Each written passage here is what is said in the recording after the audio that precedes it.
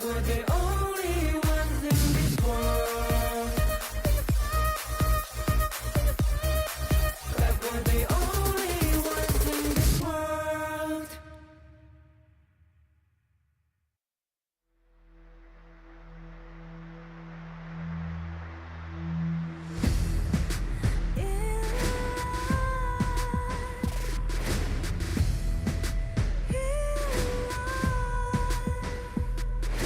What's a life without its worth? Compromising with what hurts inside. When you let fear decide your fate, you don't choose which path to take in life. I'm finally letting go of everything that still holds me. I'm against all odds, but I won't give up, 'cause it's my time to shine. Standing in the spotlight, can no one let me down. Destiny is calling high.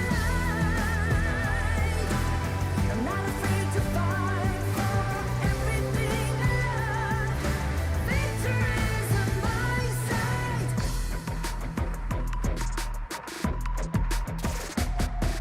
The more we lose, the more we gain. The more that nothing stays the same in time.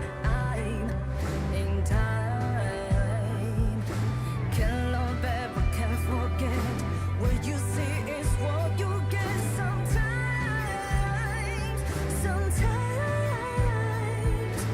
Gonna show the world tonight, the light that shines inside us. We're against the odds, but we won't give up, 'cause it's our time to shine. Standing in the spotlight, can no one back us down. Destiny is calling high. We're not afraid to fight for everything we love. Victory's on our side. Takiki takiki takitao.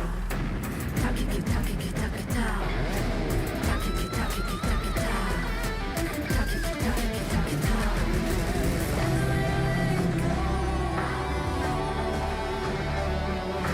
Everything still holds us. 'Cause it's our time to shine. Standing in the spotlight, can no one back us down. Destiny is calling high. We're not afraid to fight for everything we love. Victory's on our side. It's our time to shine.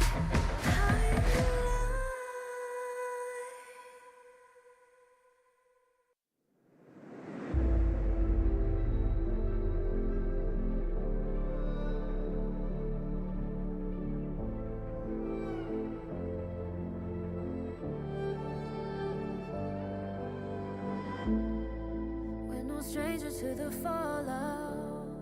It's what got us here. Ever changing, some chameleon.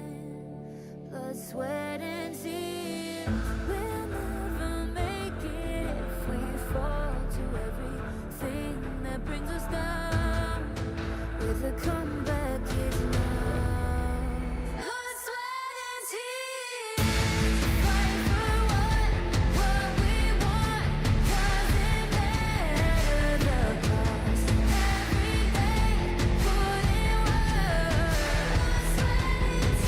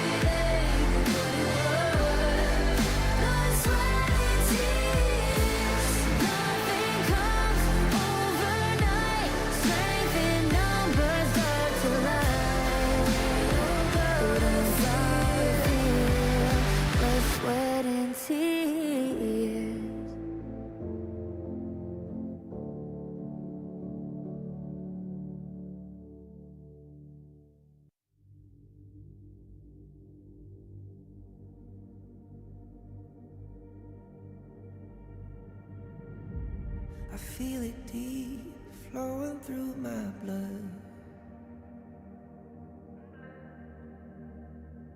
Rising up to become someone, and taking it all on my own. What a sweet victory. And taking all of my control, awaken something deep in me.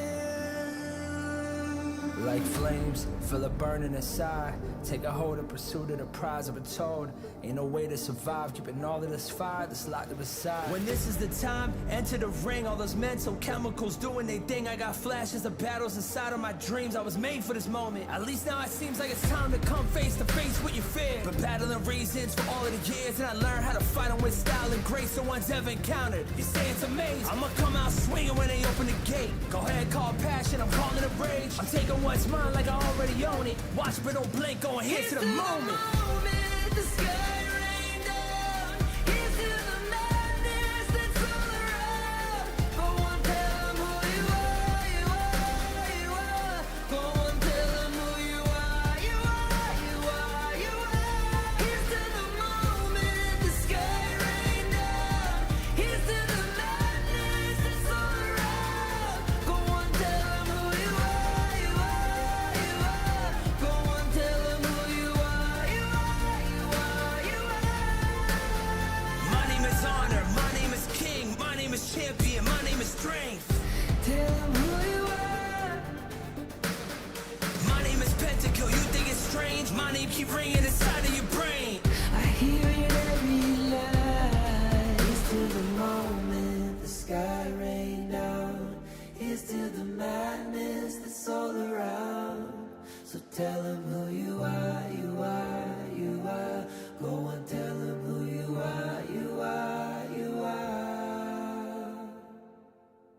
Here's to the moment the sky rained down. Here's to the madness that's all around. Go and tell them who you are, you are, you are.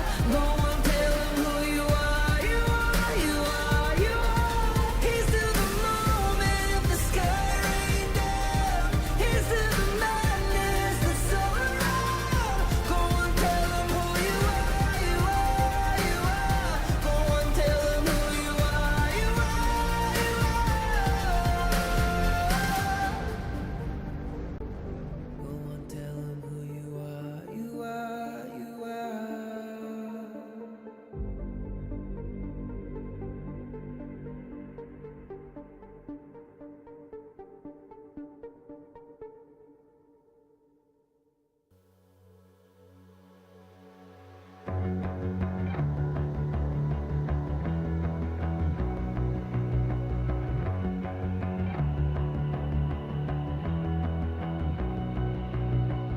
You've walked through the darkest nights. You've heard the crowd, felt the blinding light. You were standing there when your heart comes alive. It's a dream of a hat, and it never dies. Right here, right now, give it all, get it out. Never a surrender. I fight and never fail. I am a contender. A challenge I can feel. The smallest lies become the brightest enemies. Relentlessly. And even if you fall, you gave it everything to be a king.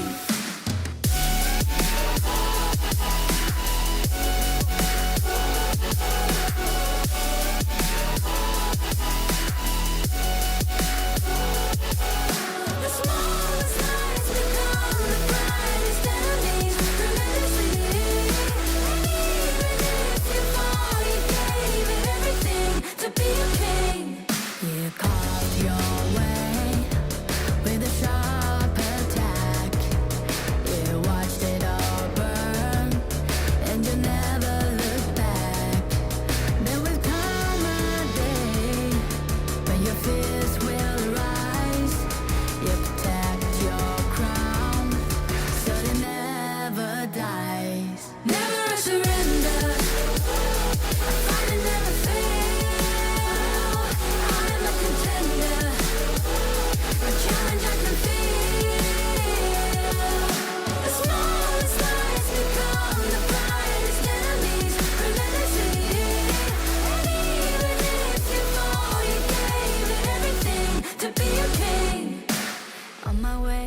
on my way, find my way, find my way.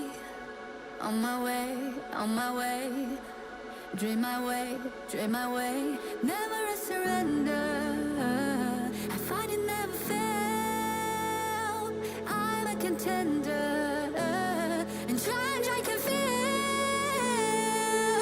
The smallest lies become the brightest enemies. Grenadity. And even if you fall, you gave it everything to be a king.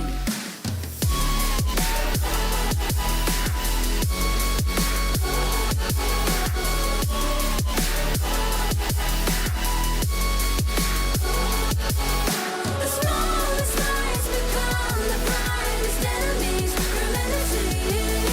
And even if you fall, you gave it everything to be a king.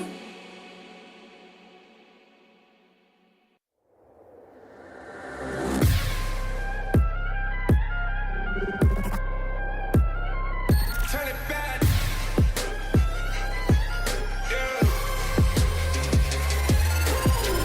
Gear out a weapon, getting ready, counting down. Pay attention to the challenge, tell me where you from. Gotta be tough, gotta be strong, gotta be savage like animal. Every time you tryna push me down. Look at me, I'll be lying down when I run around. You don't make a sign, I will catch you. Watch out, it's better feel, got no mercy. Look at me, I'll be rising. Carry the season, you got a damn, gonna weapon. You never hesitate for another moment, but my bone is golden. I'm invincible, just let him know. I can show you all the glory I own. Through the jungle, find a way to the pad. It's time we go. Live from out, we go. It ain't a river, turning back. Storm is coming, tired of your cold. It's my kingdom, fire, blowing up. We the kings, it's our honor, showtime.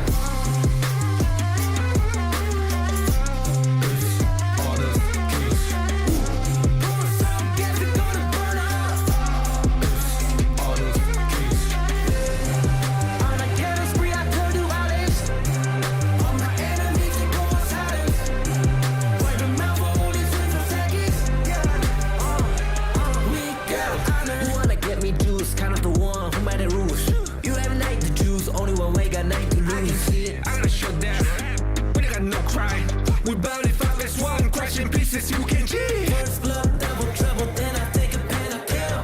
All you do is sweat and look at me still victory. Say. I've triggered my soul Follow my that pace. we the champions screaming, I'm invincible. Just let them know I can show you all the glory I own. Through the jungle, find a way to the pad. It's time we go. Live from out, we go. It ain't a river, turn it back. Storm is coming, tired of your cold. It's my kingdom, fire, blow it up. We the kings, it's our honor, showtime.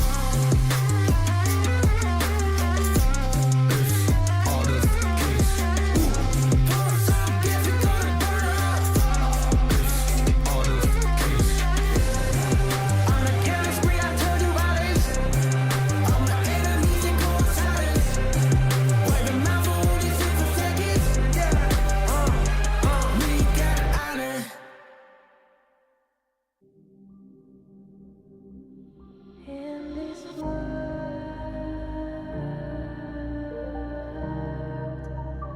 only ones in this world,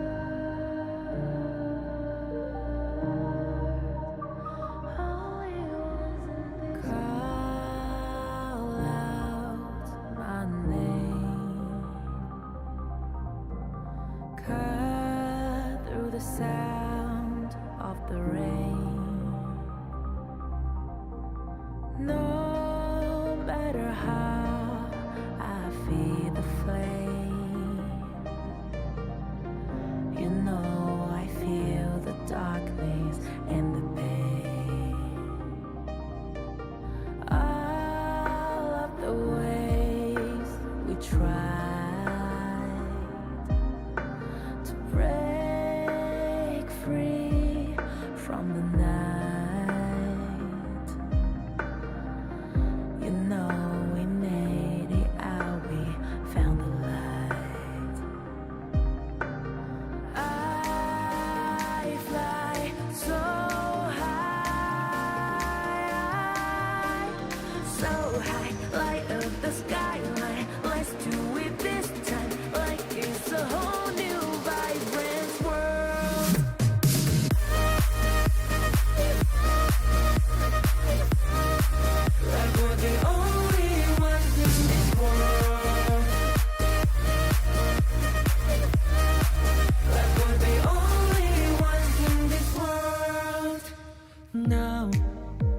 Now I see that I got everything I need.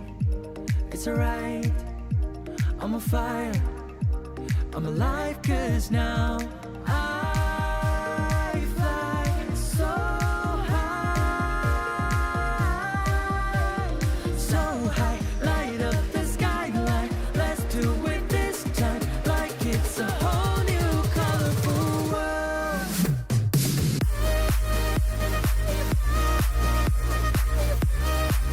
Like we're the only ones in this world.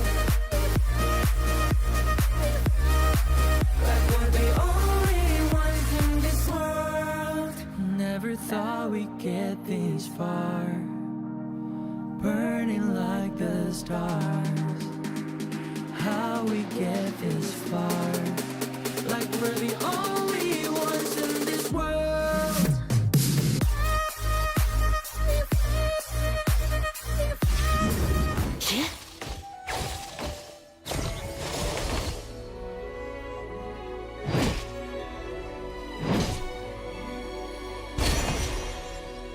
Unbending spirit.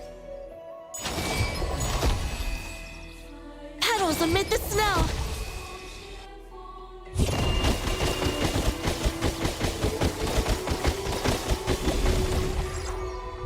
Flowers bloom to bid you farewell.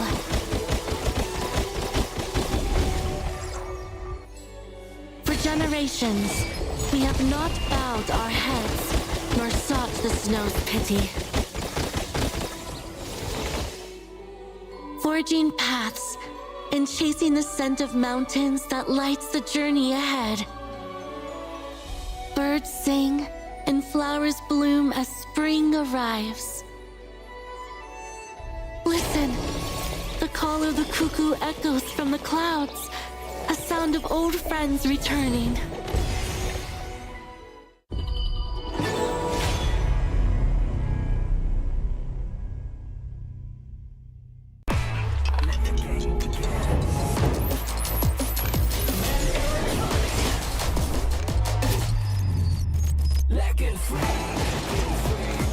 Hugging Steve. Victory. Another round? Sure, but how about a smoother phone next time? Realme 14, performance beyond limits. Just sleep, and all the pain will be gone.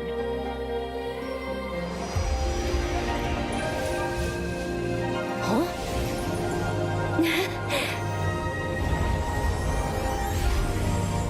The humble herb can heal the world.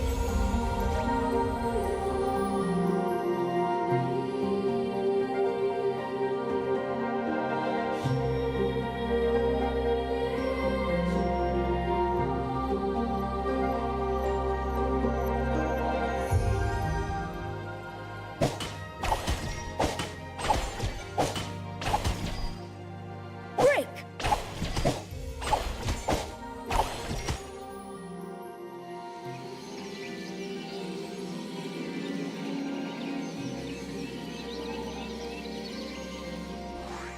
There's no miracle drug, but a compassionate healer can make all the difference. All ailments shall be cured!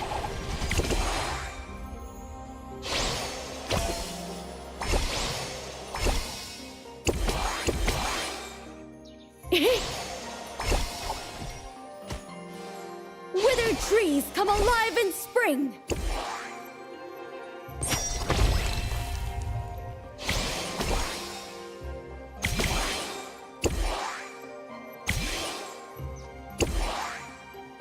A heart of gold will persist for ages.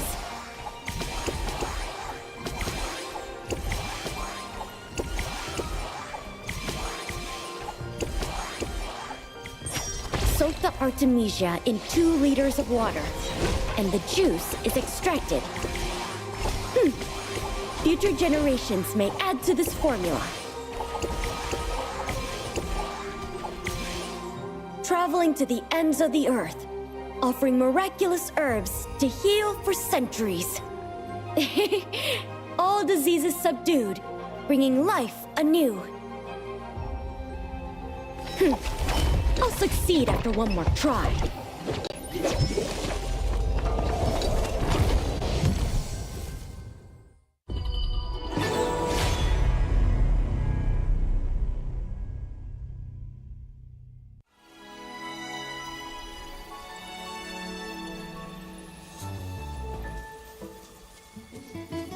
I'm working on a way to overcome gravity.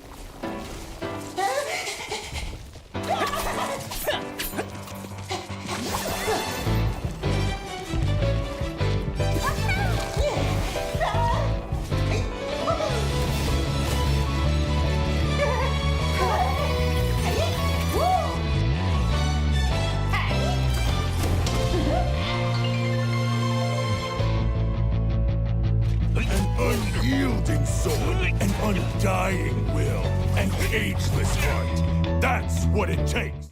From a single spark, the fire begins. Embers Awaken, a call to rise, to reignite, to re-emerge with strength and passion.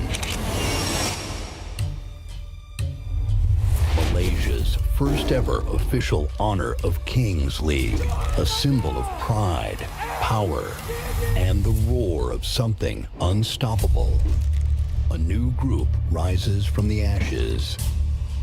Fresh fire, unwritten stories, fierce hunger. This league is their proving ground, and they're here to burn. Team Secret fight to claim what's theirs. Nova, champions who've tasted glory but want more. BSE, not just defending the crown, they're evolving, reigniting the passion. Witness the Embers Awakening.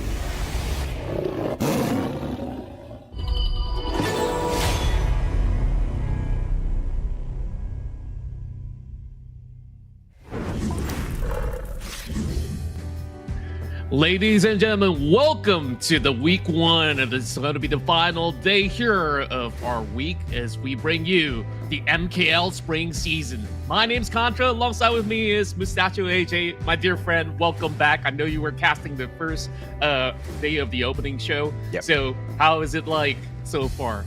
It's exhilarating, bro. I have never been a huge fan of MOBAs, and this is the very first that's kind of making me open my eyes a little bit and think, hey, you know what? This world of MOBA isn't too bad after all, right? Honor of Kings has been absolutely phenomenal so far. Day one was amazing. We saw some one-sided matches. We saw some surprises in there as well. And obviously, that's exactly what we expect out of the Malaysians, right? The best of the best are not only looking to dominate the Malaysian League, the very first ever official Malaysian League, but they are also looking to bag the biggest prizes out of the prize pool and book their spot at the Esports World Cup. So a lot happening in this competition and quite a number of days thrown in there so that these teams can really earn a spot for themselves, right? Because double round robin, you mess up the first time, it's all right. You still get a second chance at it.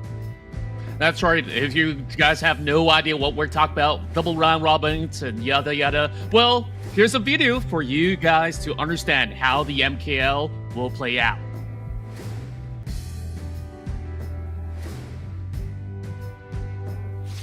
MKL Spring Season 2025 is here, and here is our tournament format explainer.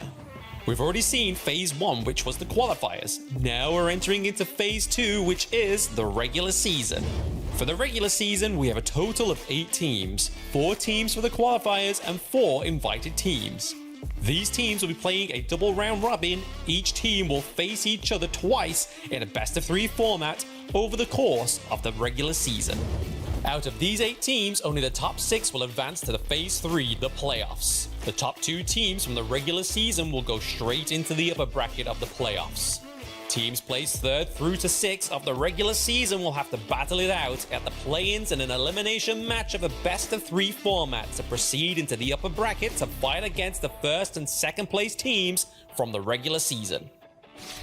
The play-ins matches will be a best of 3 and the upper and lower brackets will be in a best of 5. And the conclusion of the grand final will be played in a best of 7 format. All the best to all participating teams, and let's see who would be the champion for MKL Spring Season 2025.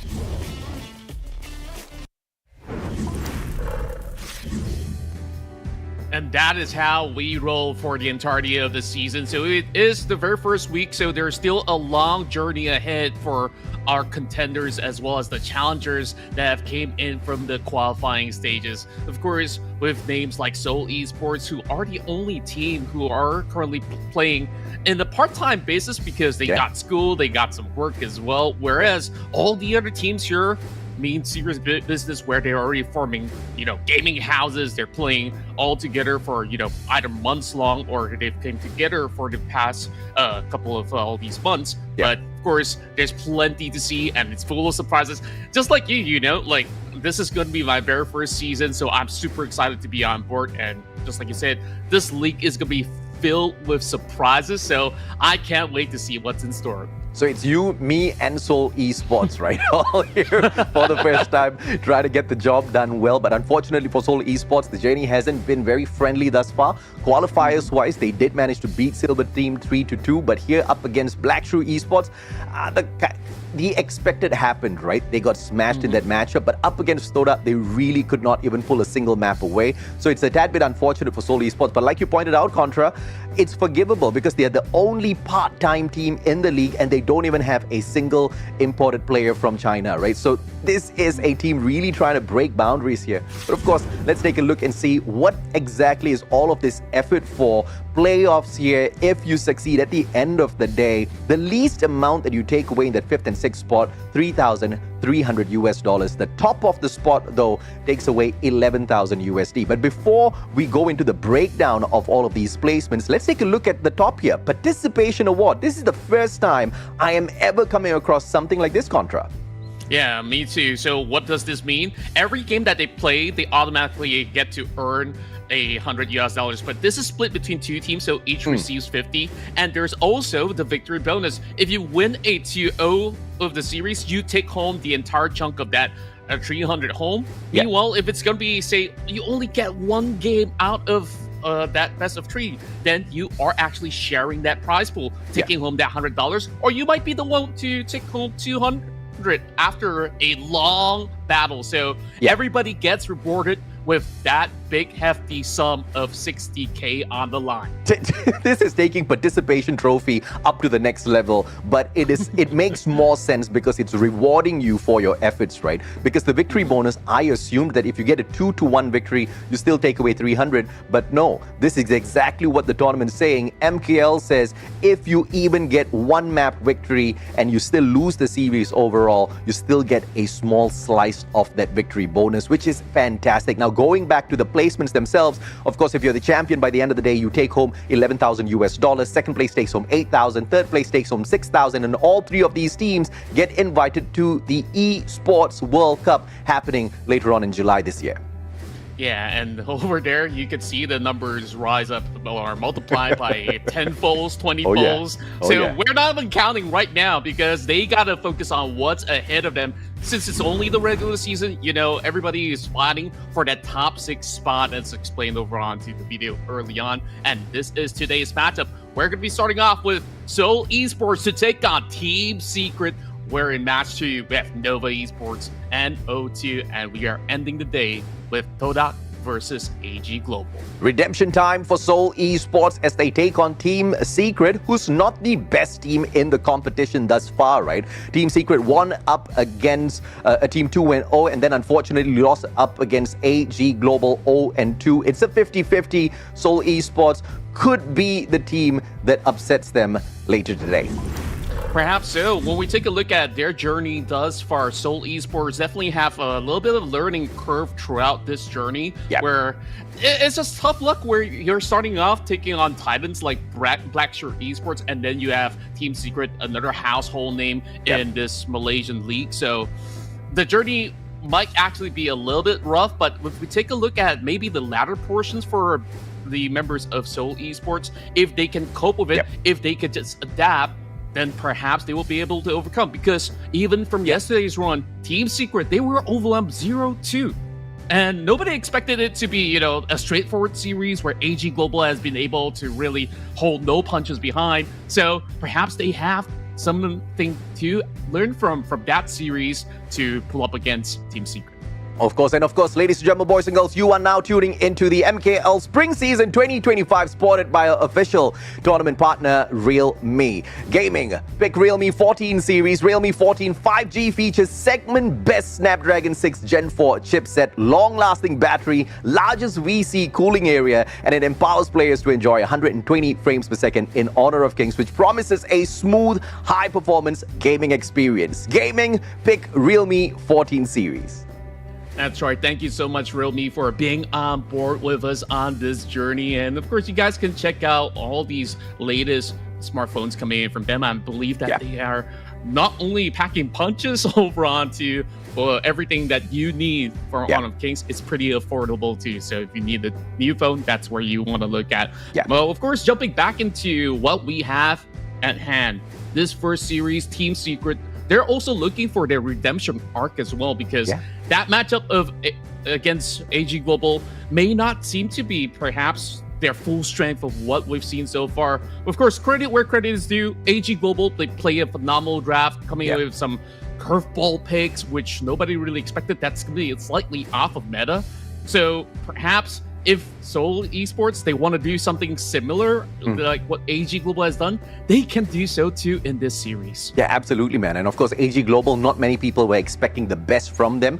They were thinking, you know, this team kind of like a pendulum swings back and forth. But thus far in the competition, they've managed a clean sheet for themselves in terms of series, winning both that they have participated in, right? Team Secret winning up against Todak 2-0. That shows the promise of the squad, but losing up against AG Global, I wouldn't underestimate what they can do. Seoul Esports has got a tough fight up against them very, very early on in this day. But you know, even if they can pull away one map today from Team Secret, I'm gonna love this. If they beat Team Secret, I'm gonna lose my mind, Contra.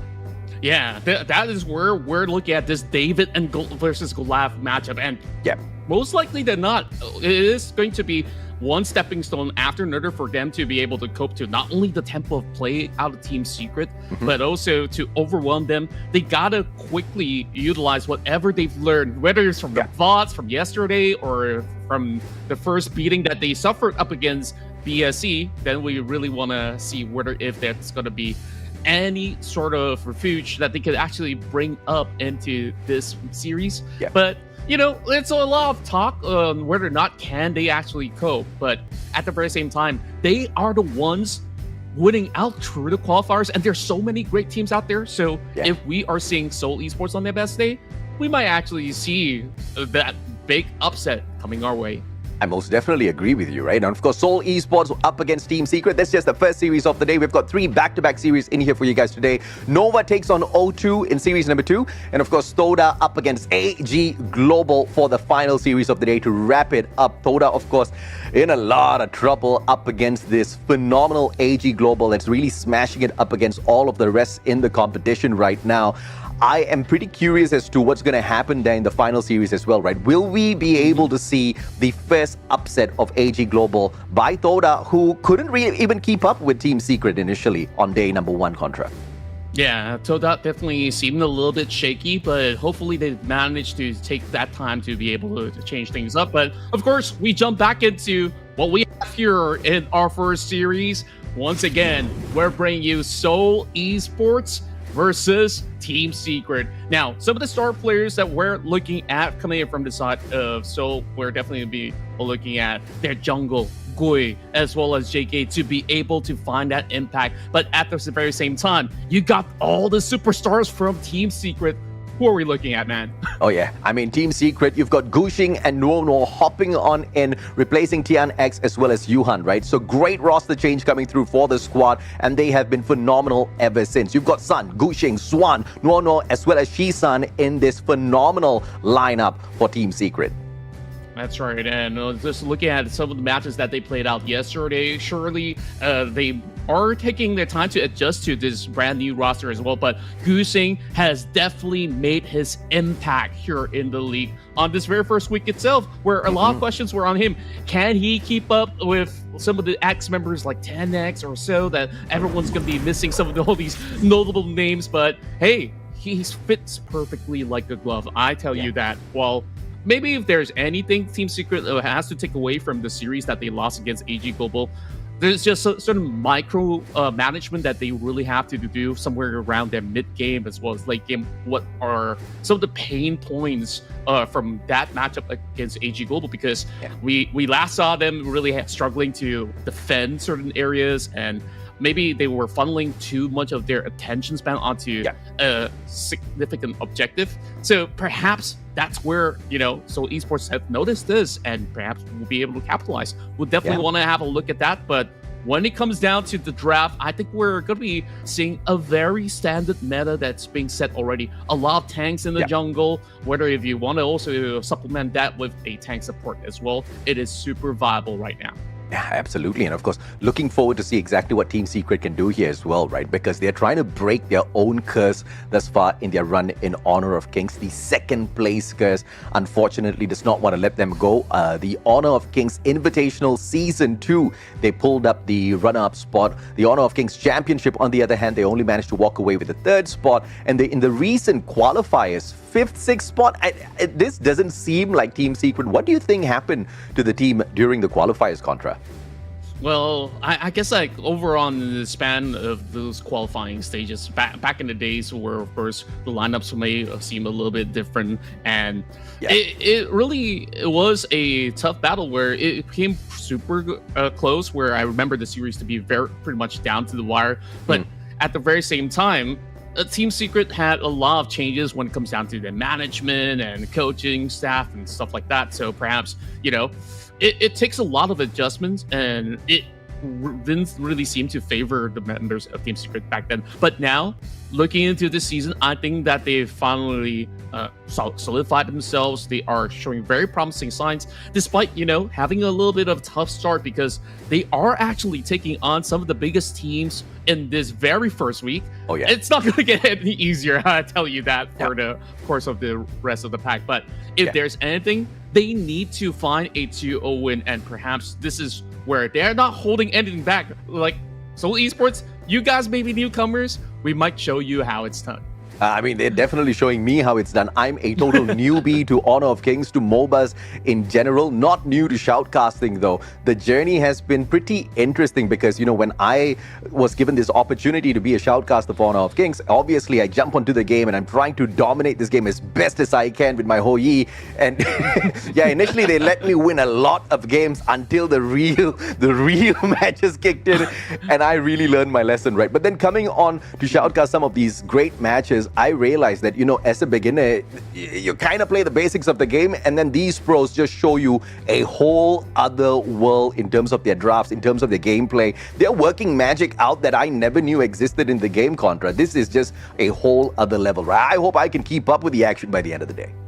Yeah, that's where everybody gets to learn a little something, whether it be you guys watching back at home, perhaps, this is how you actually build a certain hero, or maybe this hero actually works better in the jungle than the Clash lane. There's just so many things that's a lot more different from when we compare how the pros do it, as well as how, of course, us, the ones who are not competing right now. So right now, let's take a look at the standings as we keep ourselves up to speed with what happened throughout day 1 as well as day 2. So that being said, it's been a really solid start for AG Global. They have barely dropped a game. Well, if there's anything, it was a 2-1 series that we saw that pushed up ahead. So they are the only ones with a clean record, alongside with Nova Esports, who's only played a game so far. They'll be playing later on today. Absolutely. Nova actually took a victory shockingly up against Black Shrew Esports 2-1. They did drop one map, but they got a phenomenal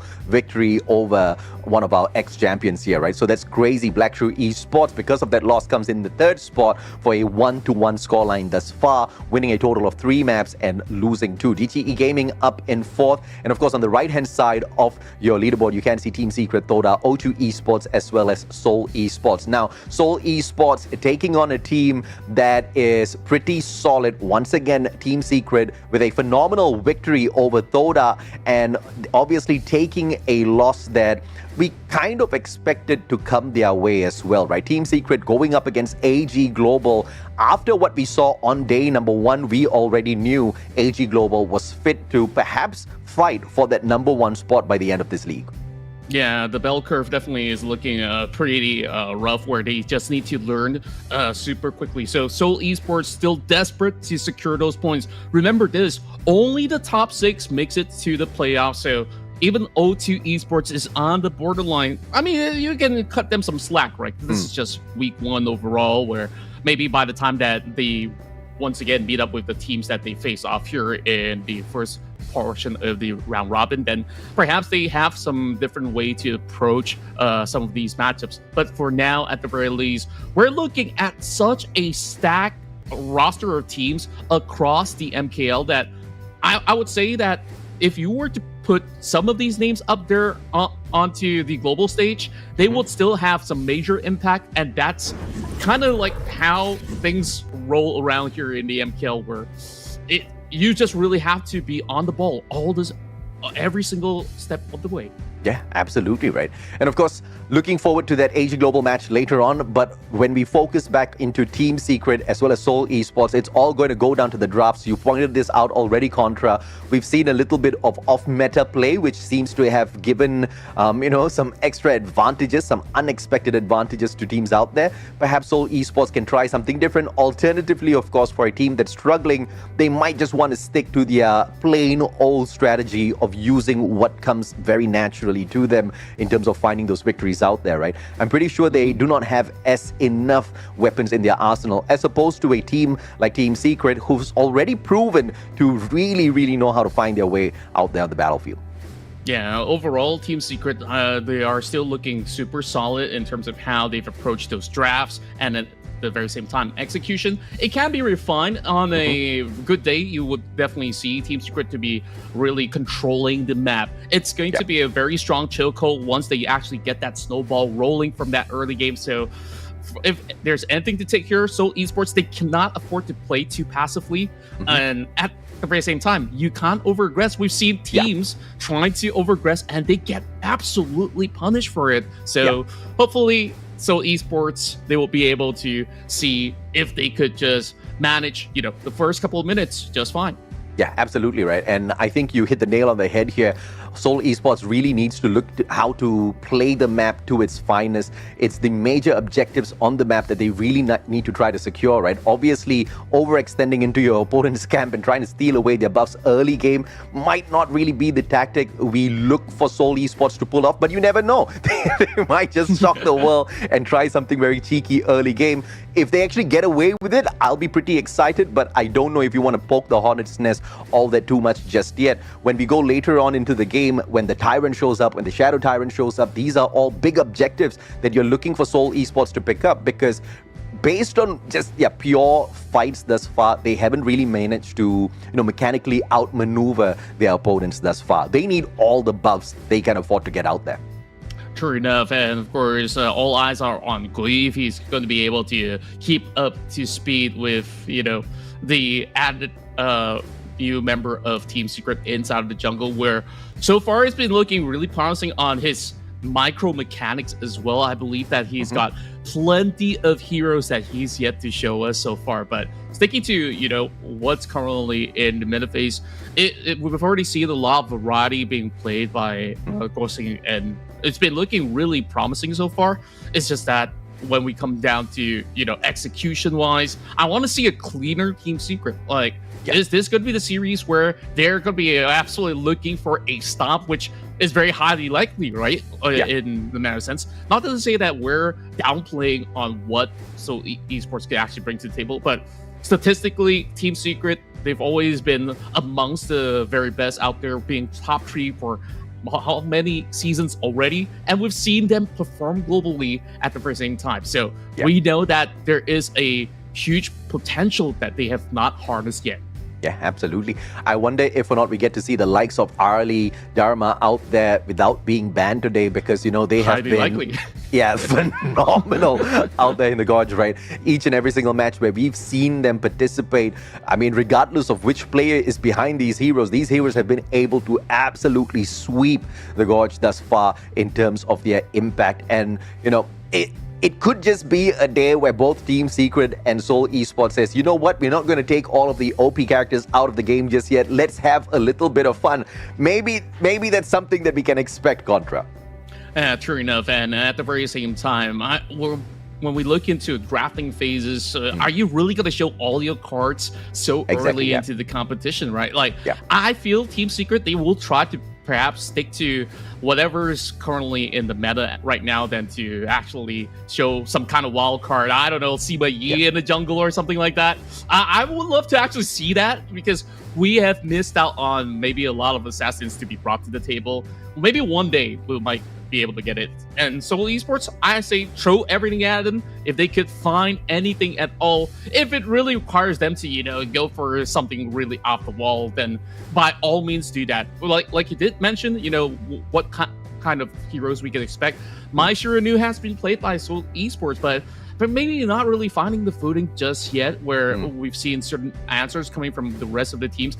To me, one of my favorite answers was actually the other day where we saw Team Secret going up against AG Global.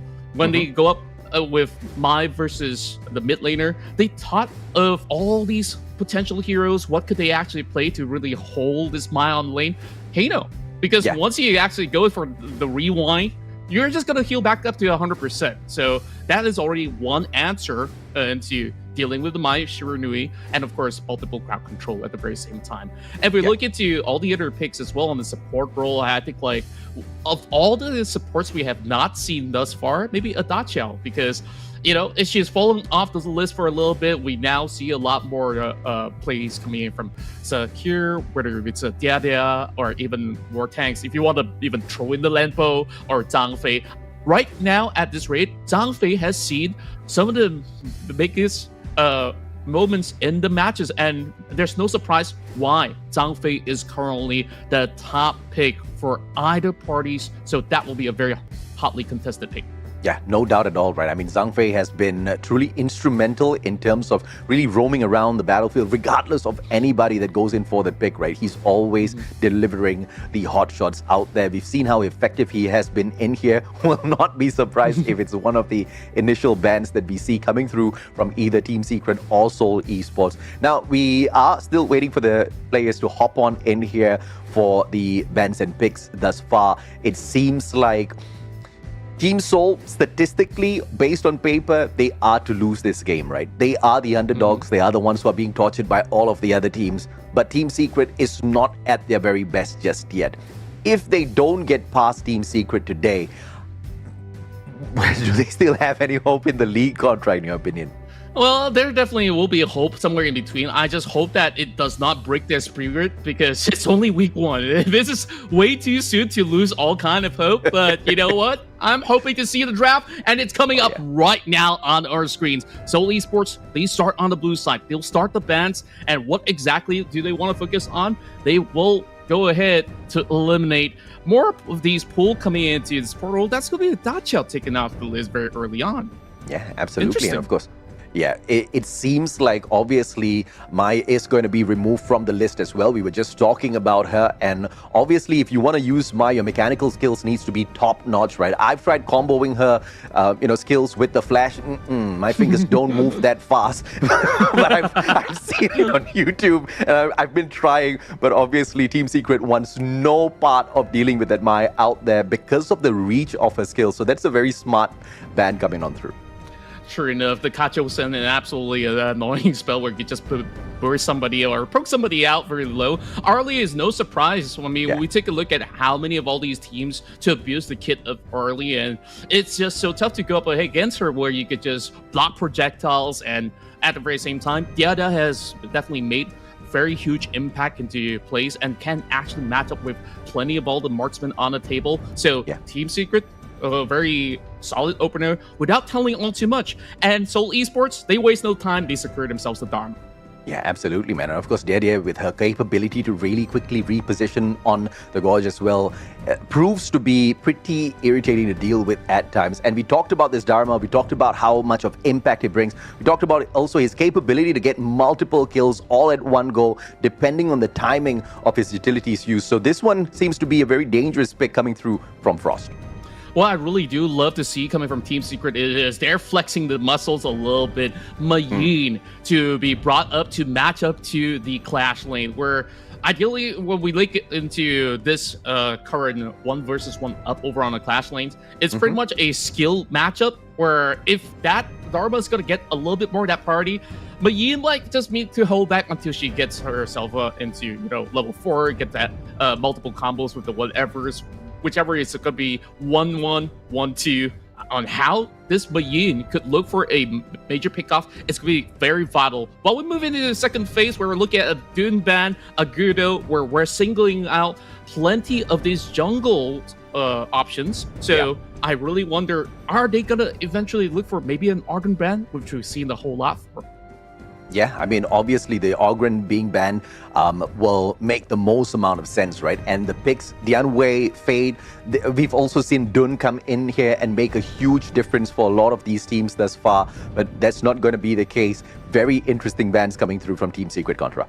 Yeah, and once again, going back into what Seoul Esports have shown us thus far, Dolia being picked up, so that means that they can just refresh whoever's ultimate. Whether you want a double truth mantra, it's going to be pretty interesting. But ideally, you want to match that with something over mid lane. So that being said, they will respect Team Secret, knowing that Gusing can actually throw a huge curveball with that Jing pick, which he's looking pretty solid on for some of the matches that we've seen.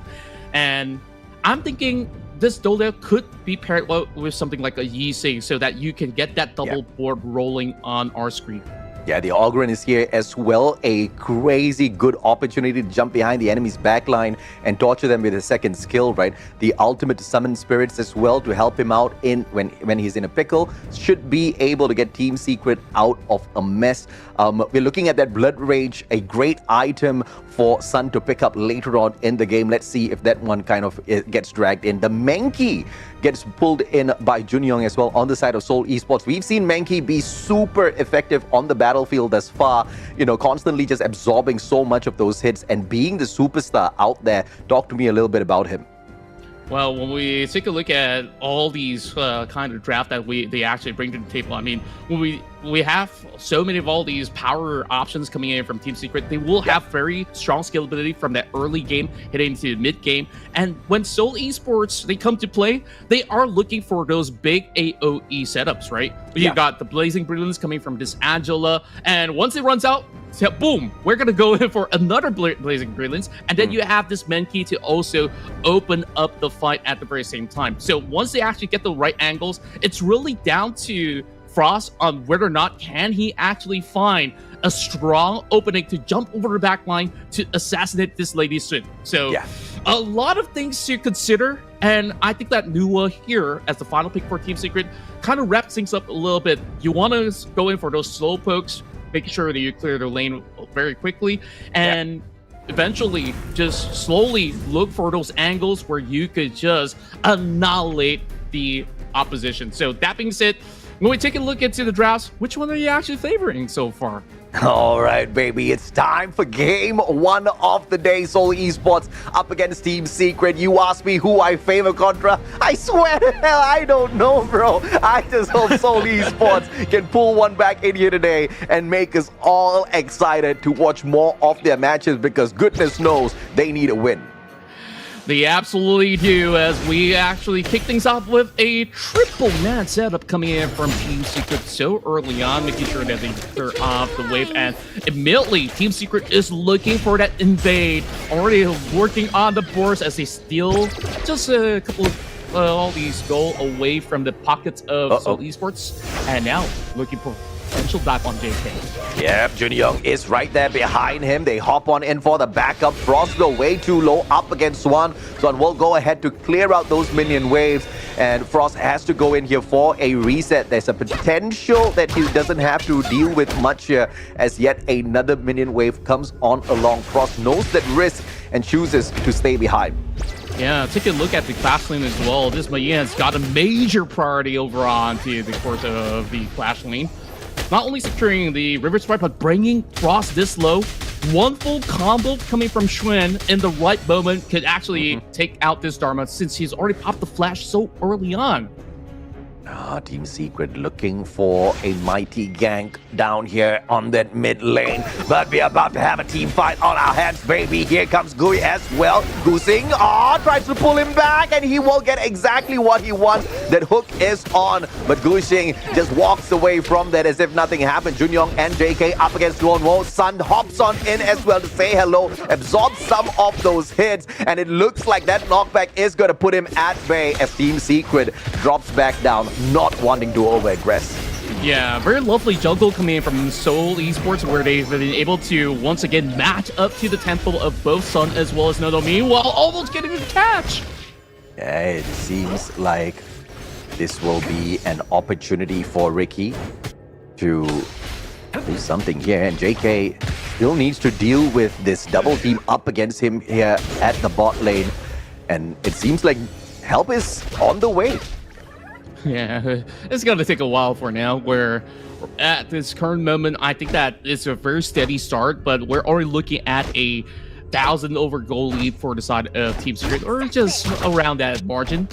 So Xuan, he's got all these sort of priority, and Frost is hoping to at least steal that one away, teleporters up, but it's just going to be a little bit back and forth. Probably not going to be able, but the Calvary's here.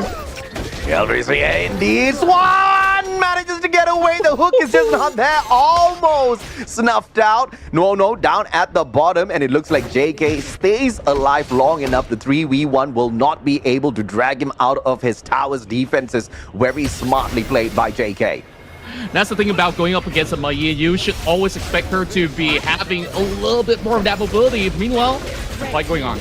And it looks like it is going to be the team fight up against Gui. He's just being ganged upon all of them. Frost hops on back in to see if or not he can protect some of his pieces in the jungle, but that Spike Tail is going to be snuck away. Once again, Team Secret understanding they've got that mechanical advantage and constantly invading into the camp of their opponent, Seoul Esports, to bleed them out early. Yeah, that was an immaculate positioning as well as rotation coming in from Team Secret to be able to punish Ricky so early on. It's going to hurt this Angela for a little bit while we have the 3-man setup over on our mid side, where this Goosing is just going to be quickly clearing all these resources. As you see, Team Secret's funneling everything onto this jungle. Yeah, Tyrant time, baby. Let's see exactly who gets the extra buff. Now, when you take the Tyrant down, you just get blessed with extra lightning and magic damage. That's exactly what Seoul Esports needs. But unfortunately, it's just Team Secret doing everything on the map. Yeah, it's just a little too tough right now, as they were forced to actually let that one slide, as Seoul Esports has got bigger fish to fry to defend both the mid as well as bottom turret. Oh yeah, absolutely. Now here comes the barrage, and the minions are up in town. Sun going in here for as many hits as possible. No doesn't want to back away, and they get that first tier of that bot lane from Seoul Esports. A great enough push by Team Secret down bottom. Yeah, Shishan just comes in with the emergence, already piling on a little bit more of that pressure. They have to just let go. And so far, Seoul Esports, as much as they've dropped two times so far, they are still pretty much holding on still. But as we look into the gold grab, all these gold being funneled into Goosing, he's going to have a major impact, and they're already looking to make a wide wrap over on the bottom side. Not much to be done at this moment, as there's no way for them to actually work with. So they're going to look for another opportunity. Now, what I really want to see is when exactly does Xuan gets involved into some of all these altercations as well, while we have Seoul Esports just moving around, hoping to find something in return. Goosing spotted out, so there's not going to be the Overlord to be taken at this moment. Yeah, I mean, Seoul Esports desperately needs this Overlord at least to keep the pressure on Team Secret. They've already lost that one tower down that bot lane. The other one, tier 2 tower, is under a lot of pressure as well. Goosing once again with the invade into the jungle of Seoul Esports. Gui gets knocked back, launched into the air by Nuongo, but there's no finisher just yet. Frost now absorbing a lot of those hits. Nuongo backs in away, but Swan will pay the high price for overextending. Nuongo on, being caught by Gui, and he's overcommitting as well. But it will just be that first blood that goes the way of Seoul Esports. Very well played defensively, but it's just because Team Secret was being cheeky. That was perfect from Seoul Esports. That's overzealousness being displayed by Team Secret, hoping to stash away that Azure Golem and, well, actually Crimson Golem. Well, we take a look at how they navigated Frost with a timely truth method, and now that flash coming from JK to dodge the annihilation. That was perfectly played out by JK. Oh, fantastically played. I mean, JK single-handedly just protecting that bot lane, and his mechanical capabilities have managed to allow him to survive long enough. But now Swan in a 1v2, but in the defensive area of his tower as well. So he's not going to be poked anytime soon. But look at this, man. Seoul Esports barely has anything to play in their camp because of what Team Secret has done to them time and time again. Now, that one death that they gave away, is that going to put them in a bad spot? Not at all. They're right back in it. Let's see what this next push is going to be like. Yeah, so far playing it to Tien. Gui's already moving in. Yep, no, just backing up Sun there, making sure he doesn't get hooked in for a big fight. And the drop back for the recovery. Now Crimson Golem down here. Team Secret once again trying to sneak this one away. Ricky and JK trying to protect their Golem. And Gushing, cheeky. Shisan already has that red buff, and now with that extra bit of damage, let's see in this 2v4. I don't think Team Secret wants to take on this big fight. Yeah, it's just going to be peeling back for now just so you clear out the wave. But at the very same time, Sun has been able to find that opening space for them to take down that tier 1 over on top, and now pressurizing over to the top portion of jungle as well. This is still going to be tough to navigate. It's all down to Frost if he can find the angles, and here comes Gui. Yeah, here comes Gui indeed. A questionable move by Team Seoul Esports earlier on, moving down towards mid, but losing their tower up top. And now that rotation back, they're going in for the chase onto Shisan. Tries the hook. Gui gets nothing from that, a double attempt, and he shows up with absolutely nothing in hand. Team Secret, on the other hand, for the red buff once again. Sun wants all of that damage. Down mid, both teams standing tall with those towers, but the same cannot be said for the bottom and top lane for Seoul Esports. Yeah, for Seoul Esports, they're willing to actually give this Tyrant away while they are looking for a little bit more priority to play out around the vision control over a top portion map. Right now, just shoving over on front. Meanwhile, they're just going to be looking if they could still manage that wave. Currently being pushed by Xuen. He's not being manned after all, so that leaves a little bit more of that space for Team Secret to work with, and now looking for a new day. Yeah, very smart play by Xuen here, but now here comes Junyong as well. Oh, hop it on in! Xuen with the distraction, he tried to catch them all back in. Ricky really low though, and no says you cannot get away anywhere, baby. Gushing with a final strike. He goes down, Frost and Gui gets out of that mess, and in the meantime, Team Secret continuously takes advantage of the empty camp on the side of Seoul Esports. They're still matching to the tempo where we're looking at Xuen. He found that beautiful angle to come in with a massive control, just dropping over onto that double S1, knocking up Ricky, and eventually they go for that pickoff, but answered back so quickly by Seoul Esports. So far, they're matching up to the tempo. Seoul Esports, in such a short time, they have shown improvements, but it's still 2K behind. Just a little bit of tussle over the mid side where we're looking at another potential fight that will happen as the Overlords coming in a couple of minutes, or perhaps a little bit more priority on the Tyrant, who's also emerging at the same time. Gushing still poking away at Gui, but his shield is just way too tough to penetrate at this point of time. Seoul Esports, they've fallen behind quite a little bit on that goal, but nothing too crazy to make their way back from. Now it's a 4v1 Gui. Oh, that hook does not come on through. And yet again, another attempt for the Tyrant. This time around, it looks like Team Secret should be able to secure this objective as well. Ricky and Junyong kept at bay by Nuongo. In the meantime, it's gonna be Sun that really rips away the Shadow Tyrant, and things get so much more difficult for Seoul Esports. Yeah, Go was nowhere near to the Tyrant as well. They understand that they don't really have that priority over that portion of the river, and they have to just let that one slide. But any form of all these Tyrants that you give to Team Secret, they're just going to snowball out of control. Now, once again, the fight for the Crimson, as it's just going to be back and forth, but Gui has already secured it since, the spy has already been used early on. But now, piling on the pressure over a mid, while this Mayin's going to be making sure that the wave will eventually crash over the top side, and the T2 up top has been looking pretty brittle. Yeah. And what I'm really liking about Seoul Esports right now is that every time they actually answer back, they try to focus fire on the singular target. Early on, it was Schwinn. So that keeps them at bay, even if you do have the first guy up online. So right at this moment, I don't think there's going to be any form of overcommitment because they don't understand the fact that as much as the Overlord is still online, they're just not going to have all too much priority since everyone's still up on the board. Yeah, absolutely, man. It is going to be an opportunity for them. Shadow Tyrant taken away, extra lightning, extra magic damage, and on top of that, increased movement speed just makes Team Secret so much more dangerous. Very smart play by Seoul Esports to just stay behind their defenses off those towers and just make sure it is not breached right now. Once again, they get to push on forth. But the question is, has the damage been done already? A 5k differential when it comes to the goal for Team Secret in advantage.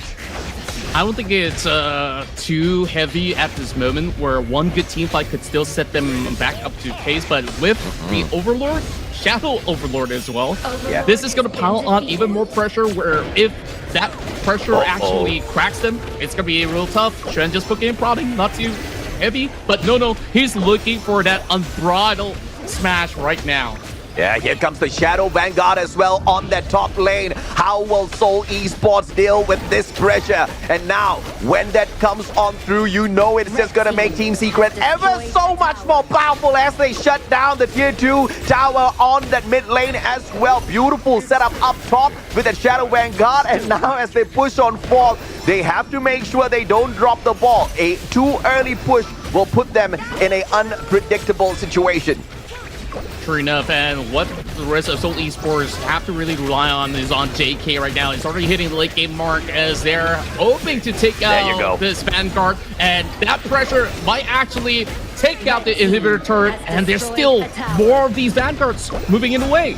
And that goes for a super smash up against the tier 3 tower up top lane. Now getting the job done down this mid tower as well. It looks like Team Secret has got Seoul Esports in the bag. One final push for the tower down bottom, and it is all smashed up, opening the crystal up for the taking. Seoul Esports can't do much at all as Team Secret dominates game 1.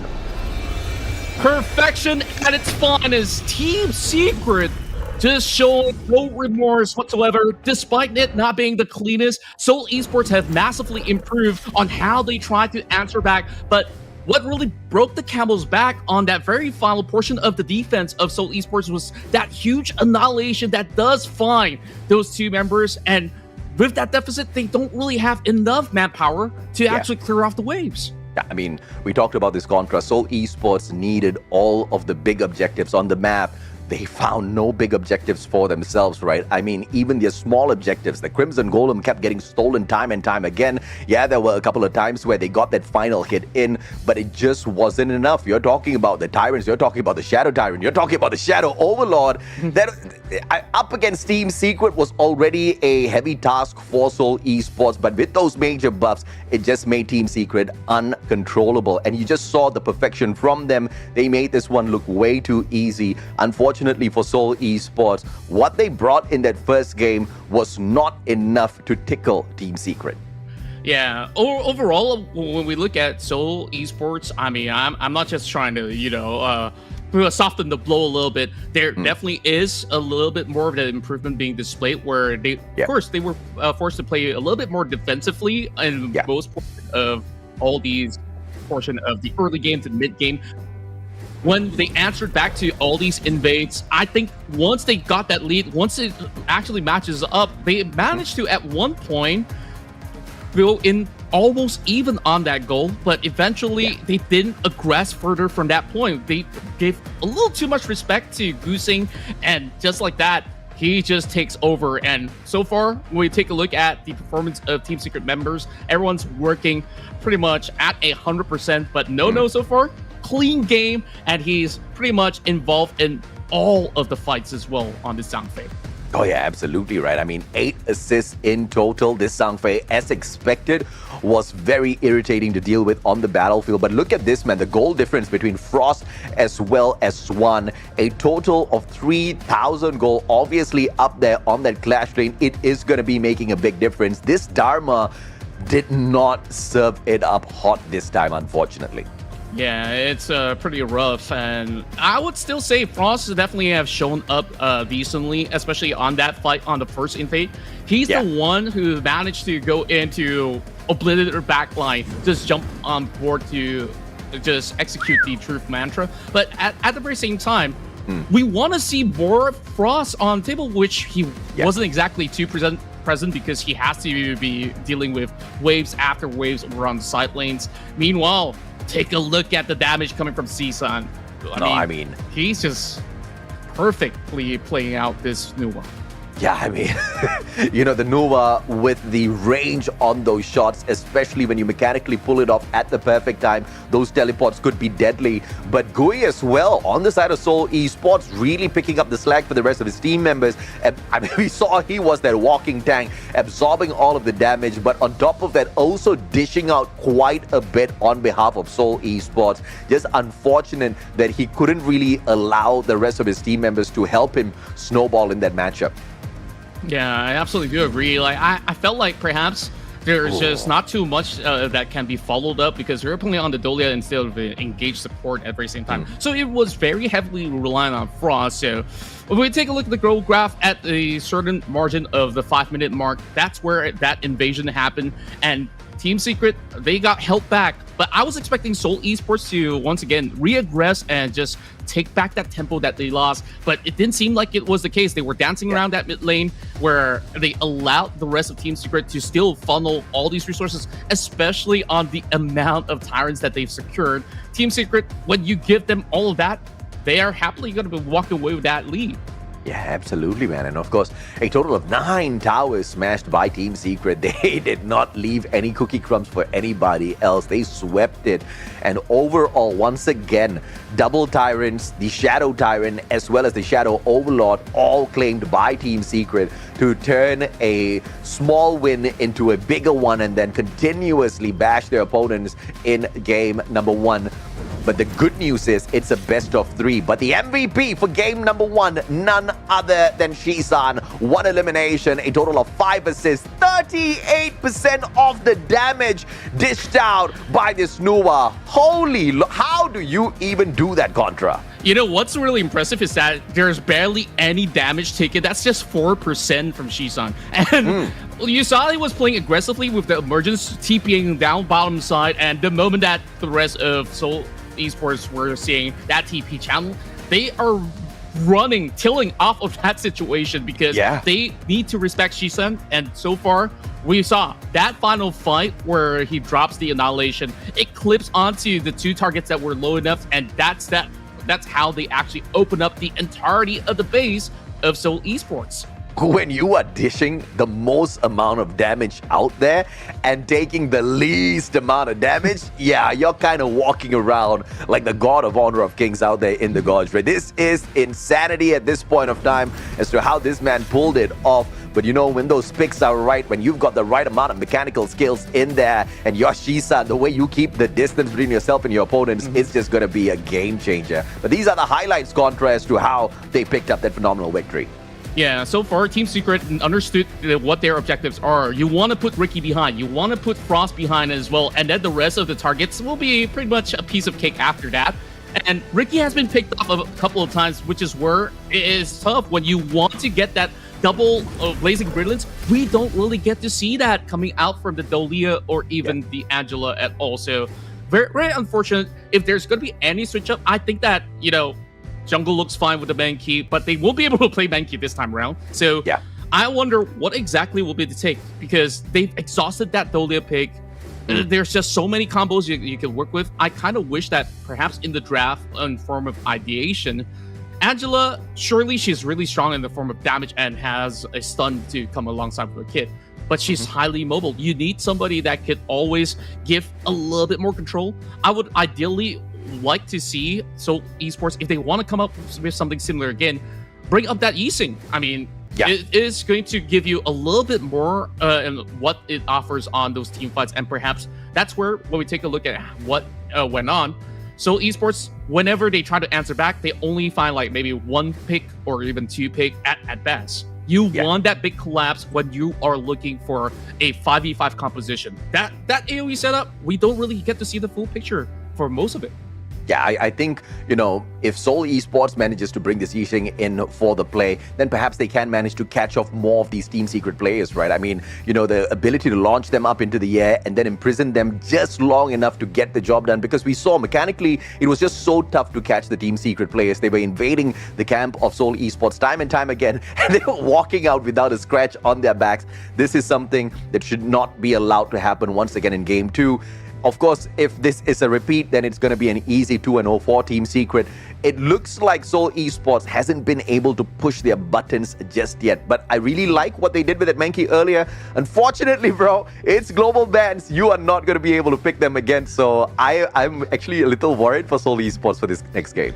Yeah, but at the very same time, credit where once again it's due. Team Secret, they actually have a solid game plan out there where Xuan, he gets to do whatever he wants, right? Like, even if his Mayin goes down, when the backup arrives, you saw it was pretty much overwhelming, that it really forced some of these members of Seoul Esports to play slightly more passive from what we actually saw. That was also one of the first few Mayins that we are actually getting here in week 1. So I'm happy with what I see, because he managed to out-trade that Dharma, making sure that Frost does not actually get a decent way to get into his items. And that's kind of why we are looking at this Dharma to be pretty much starved out. Not much damage to be done, not much being offered back other than trying to answer on some of all these rotations. So I guess if we are going to be looking into the bigger picture for the side of Seoul Esports, they can go in for a very similar draft, maybe with a little bit more of a solid foundation on whether if they could call engages whenever they want it to be. Yeah, absolutely, man. I mean, obviously, this has to be the case, right? And obviously, we also got to see a sneak peek into Team Secret's strategy here up against Seoul Esports, just kind of piling on 3 players down mid. And then just when they thought that, all right, these guys are going to back away, they went in there for the straight-up invade early game, stole away the Crimson Golem. And this was a huge blow to the side of not just the jungler on the side of Seoul Esports, but to their mid laner as well, because just that overwhelming presence, extra bit of damage from the players on the side of Team Secret didn't really allow them to go in for the push. That mid tower though stood tall for quite a little bit, so overall Seoul Esports at least did well in that department, Contra. Yeah, I think like they're so far matching up to the tempo of the members of Team Secret at the very least. So in order for them to perhaps excel a little bit better is to eventually have, a little bit more priority on the objectives, right? When we take a look at, how Seoul Esports have played out, when you're on that Dolia, I guess that they are having a slight fear of getting picked off at the very same time. So what they can improve on is perhaps a little bit more vision control on their rotation, and that's where they can actually see if it's viable in the form of getting themselves into the perfect equation to take on a decent team fight. So of course, once again, back on the drawing board, we're quickly moving into the bans already. So no Dharma this time, no Dolia, something that they played out on the last game, and I guess like Team Secret, they have still many options to play around with. So Zhang Fei taking out the list, Mayin. So it feels like they're reminding themselves, oh, this is what we played last game, and it does not matter. They want to open up that pool, and because of that, my Shiranui is left on the table, quickly answered back by Arlie and Diadia. We get to see Arlie in the mix this time around. I've been waiting for this, right? I mean, her skills to reduce the enemy health whilst ensuring minimal damage is taken. Dude, that's actually going to make Gushing a monster on the battlefield if they didn't already need to be that. So, Seoul Esports, I'm waiting to see exactly what Gui drags in here to play a fantastic counter. That's right, and on top of that, when you have the other to always protect you, and when there's probably problems lying in the weights, the leg swing will always knock them back, and they finally get themselves that organ pick. And you mentioned that you're a Hou-Yi main. I'm definitely happy about that because I play Hou-Yi too, but at the very same time, Hou-Yi highly immobile, but when you let him farm to the late game, he's got one of the nastiest attack speed in the game. So I guess it's a decent answer to early, but typically you would see a Lady Sun that has been played by Team Secret last game. Aguduna picked up as well to also keep up to the pace. So you have that beefy front line for this early to be able to do whatever she pleases. Now, Seoul Esports got to find a way to catch this early other than just having the Malaysia Ring. I'm actually quite worried about that Hou-Yi because, he can tend to be a tad bit squishy. Like you said, mobility-wise, he's not the best. And if he can't really farm early game, late game, he's not going to be of much use. And what we saw happening in that first game earlier, Team Secret did not allow Seoul Esports to farm all that too much. So hopefully, Seoul Esports has got some sort of a counter strategy here to allow themselves some breathing space early parts of this game, or else it's just going to snowball out of control here, Contra. Yeah, a lot of all these supports have been taken on the list over on to the second phase of the bans. I'm thinking that perhaps if they really want to go for Zhang Fei to be a mid-shield, you're still going to be poked and prod by this huge combo coming in from Arlie and Diada, but what are the options realistically? Sun Tzu now locked in for Team Secret as they go blindly onto the Clash matchup. So Esports, last we saw was a Dharma. Now, to match up to the Sun Tzu, I'm thinking that you need something beefy. If you want to go for something as neutral as a Byron, that's absolutely feasible. But at the very same time, that's just going to be a big meat shield, which perhaps that's what's needed from Seoul Esports at the moment because they've yet to pick up their support. They have yet to pick up their Clash lane. And either one of them has to be a tanky front line. So JK Jinyoung, very, very important on what they decide right now. As you can see, the timer's ticking all the way down to what's it gonna be? Like I said, Byron, you need that meat shield and this Cheyenne to continuously give you some heals and just to keep yourself sustaining. I think it's a decent answer, but is it the best answer though? I mean, it has to be, right? I mean, the Cayenne should be able to beef them up quite a little bit, keep them alive a little bit longer, and they're going to have to depend on that Byron to do quite a bit of the damage. But up against Aguro, and we've seen how Shisan, maneuvers around the battlefield very, very well, down in the jungle, and not only in their own jungle, perhaps in Seoul Esports jungle as well. This Aguro is going to be pretty irritating to deal with. But we do have Nono here, who can bring in one final weapon into the mix. One more second to go, and obviously has to make up his mind. I think he has, though, Contra. Yeah, what exactly does he want to answer to the Mai Shiranui? He's got the Yixing on board, so we are expecting some really huge AoE setups coming in from Team Secret. At the very same time, whoever this Yixing actually catches with the board, or even if he does actually get the launch going, then you will expect Team Secret to go in for that immediate collapse. Once again, pay attention to how this machinery plays out, especially when you have an organ to eventually sweep in to execute any of these players. So I'm excited for both of these drafts, actually. Well, you are the pro. I'm the noob. I'm excited for Team Secret because I mean, I was expecting that Yixing to go to the side of Seoul Esports. They need to be able to control Team Secret's maneuvering around the battlefield a little bit more so they have the time to go in there for the eliminations. But unfortunately, it seems to be done the opposite way, right? It's Team Secret that now gets to launch them up into the air, imprison them where they stand. I am not liking the sound of that for Seoul Esports. Yeah, immediately once we go into the draft, we take a look at the top portion map. It's going to be early Diada against this Byron. He's going to soak all that pressure as they're already going for that early lane swap.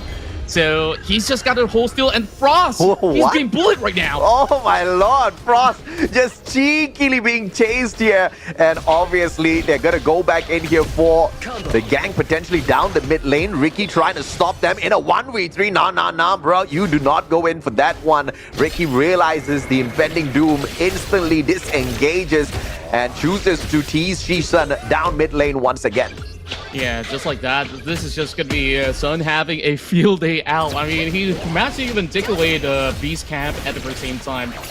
Well, they're trying to actually create that space for Ricky to be able to have certain impact at the very same time, just funneling all these resources to Gui.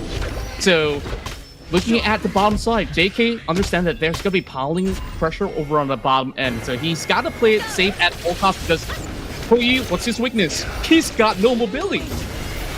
No mobility at all, bro. And here comes the beautiful launch!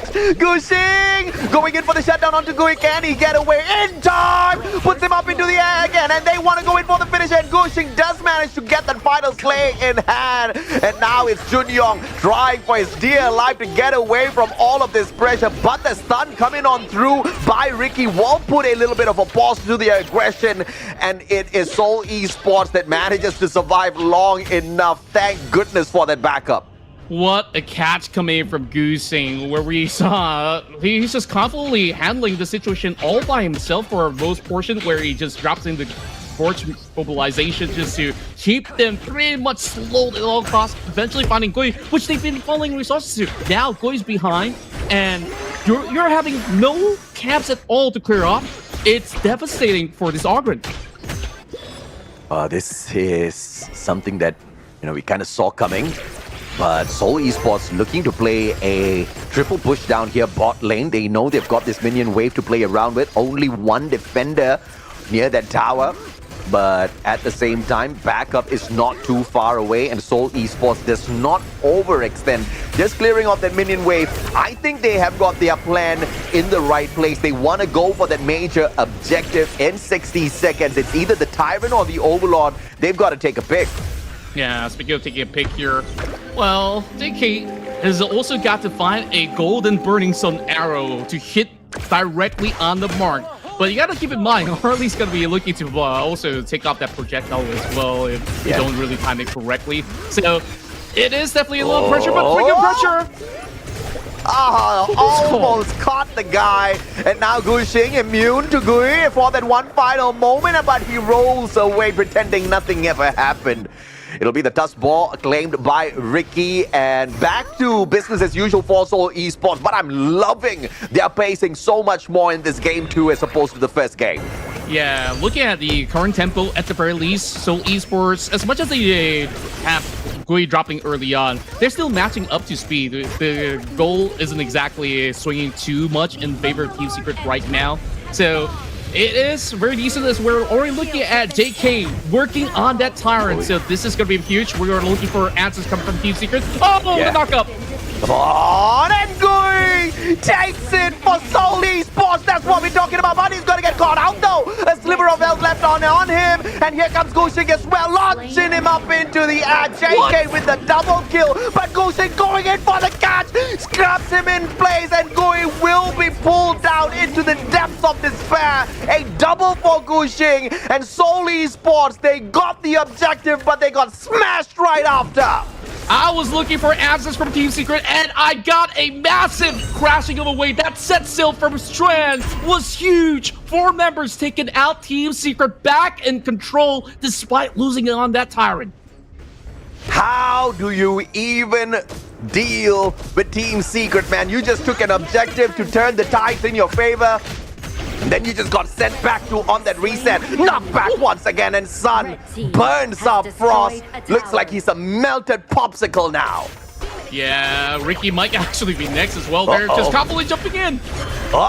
He's got the tower, he's got the backup, but it looks like Team Secret doesn't has to back away very low, but Ricky just cannot get away in time. Team Secret dominating, and look at this reposition coming on through. The pressure down mid as well, but Gui is there for the defense. It's a 3v2 until JK shows up to even up the odds. The renewed confidence after winning out that team fight. You saw Sun as well as No. They're just diving in. They know that there's not much that Frost can actually offer on this Byron because he starved out so early. Look at that level difference. So when you're taking a look, this marksman is not supposed to be all too high up over on charts in terms of EXP, but making it work as they also secure the Overlord this time around. So an eye for an eye, but take a look at Seoul Esports. They want something in return. Yeah, they've got the Shadow Vanguards coming up as well. Team Secret with a huge advantage. Those Shadow Vanguards do a massive amount of damage to towers, reducing the damage received from those towers as well. So Team Secret now has got this advantage. They want to push those towers. They invade the jungle of Seoul Esports. They want to rip away the souls as well. And now that minion push comes on through bot. Tier 2 tower shut down by Team Secret, and nothing Seoul Esports could do about that. Look at Gushing overextending as well. T3 tower down bot, and Team Secret wants to take it all away.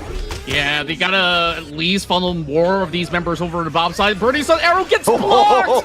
That's why you pick that early, because you could just negate away any form of threats. Just like that, now things are starting to neutralize. I say neutralize, but Team Secret, they're absolutely leading this one on the table. So recuperating is the look that I've been looking for. Now T1 over mid, slowly getting crushed, looking for a catch on Junior. Oh, here comes the Vanguard. Before the Vanguard can even get that, they smash the tower instead. And now they want to catch on to Frost as well. They managed to immobilize him, stun him as well. A sliver of health, and Wono drops him like it's hot. Gui ain't getting nowhere. The tower's about to be smashed as well, thanks to the Vanguard. And Team Secret turns the pace of the game so quickly around, just when we thought Seoul Esports stands a chance. That fight was just a full windfall landslide in the favor of Team Secret. Now we're already looking at all 3 turrets crush over the mid. This is just looking absolutely rough. Once again, Chuan's timing on those set seals were immaculate. The way that he actually pulls it off, and now he's trying to look for another pickup. Yeah, Hoi with the ultimate, but that finds absolutely no one. Nobody's home on the top lane. And here comes the one and only kickoff. Can he get stunned? Swan literally walks out of there unscathed. And Team Secret now have an opportunity to continue pushing down this bot lane. Stun Shisan in his tracks, and Seoul Esports hanging on for their dear lives. Yeah, how many attempts coming from that Burning Sun Arrow, and it has always been blocked by that early, so you gotta have somebody to commit into a fight. Frost is not exactly the tank that he wants to be at this moment, because he's having major deficits at this moment. So ideally, who's gonna be burning off whatever these kind of projectiles that Sun needs to block? Somebody's gotta do something about it. Dude, I mean, objective after objective now. This is just Team Secret snowballing into a unbelievable monster. They also have the Tyrant on their side. They've got that extra layer of damage in here as well, and they want to go for that tier 3 tower on the top lane. Seoul Esports laying back. They've got that extra defense out of the tower, but can they deal with this mid lane push by those minions as well? And their defensive forces have been split. Frost hanging on for his dear life. A single man defense down mid, but up top, here comes the smash, a sliver more, and the tower gets dropped. My, just like that, 2 members taken off the list and looking for JK! Oh, just like that, they're already making their mark. And it looks like they just don't care, man. Shisan, a sliver of health left on him. He doesn't even want to hit the crystal yet, and finally gets stunned. But this is a easy 2-0 for Team Secret.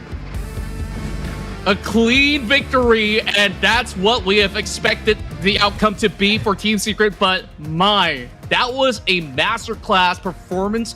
Even despite, they gave some of all these prio in the form of My Shironi being kicked up, but I don't really see all these huge Cho Hisatsus to be actually funneled through effectively because of all these form of leads that they actually lost in the early game. I think it starts to fall apart once you have Goi taken off, so a little bit of that tempo have actually been lost from that early game, and then the usual shenanigans invade happening. But at the very same time, the only form of play that we actually got going for the side of Seoul Esports was that take onto that Tyrant. Even so, what did it cost? 4 members. Like they managed to pick off that early for the first time alongside with No, but even despite that, they should expect that there is going to be a little bit more of that presence as that Sunta came crashing through, and just like that, I think the whole game was broken up loose. Yeah, for Seoul Esports, on their Tyrant, it is as if they got the phone number from the girl, but their best friend got the date, my friend.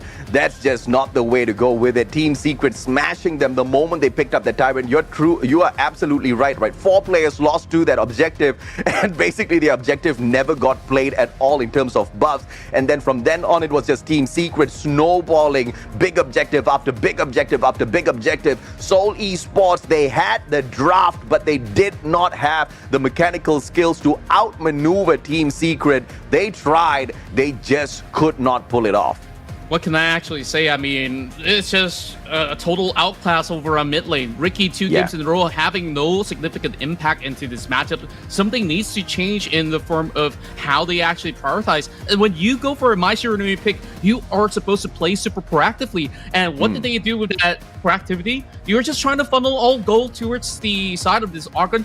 Then it doesn't really matter too much. You gotta assist Frost, who's struggling over the top side, which, you know, he's been trying to be that form of mid shield, still deals significant damage, but at the very same time, they don't really have a clear answer onto who catches Sun in majority of all these fights. And maybe they match to find it once, but the rest of the fights, it's null.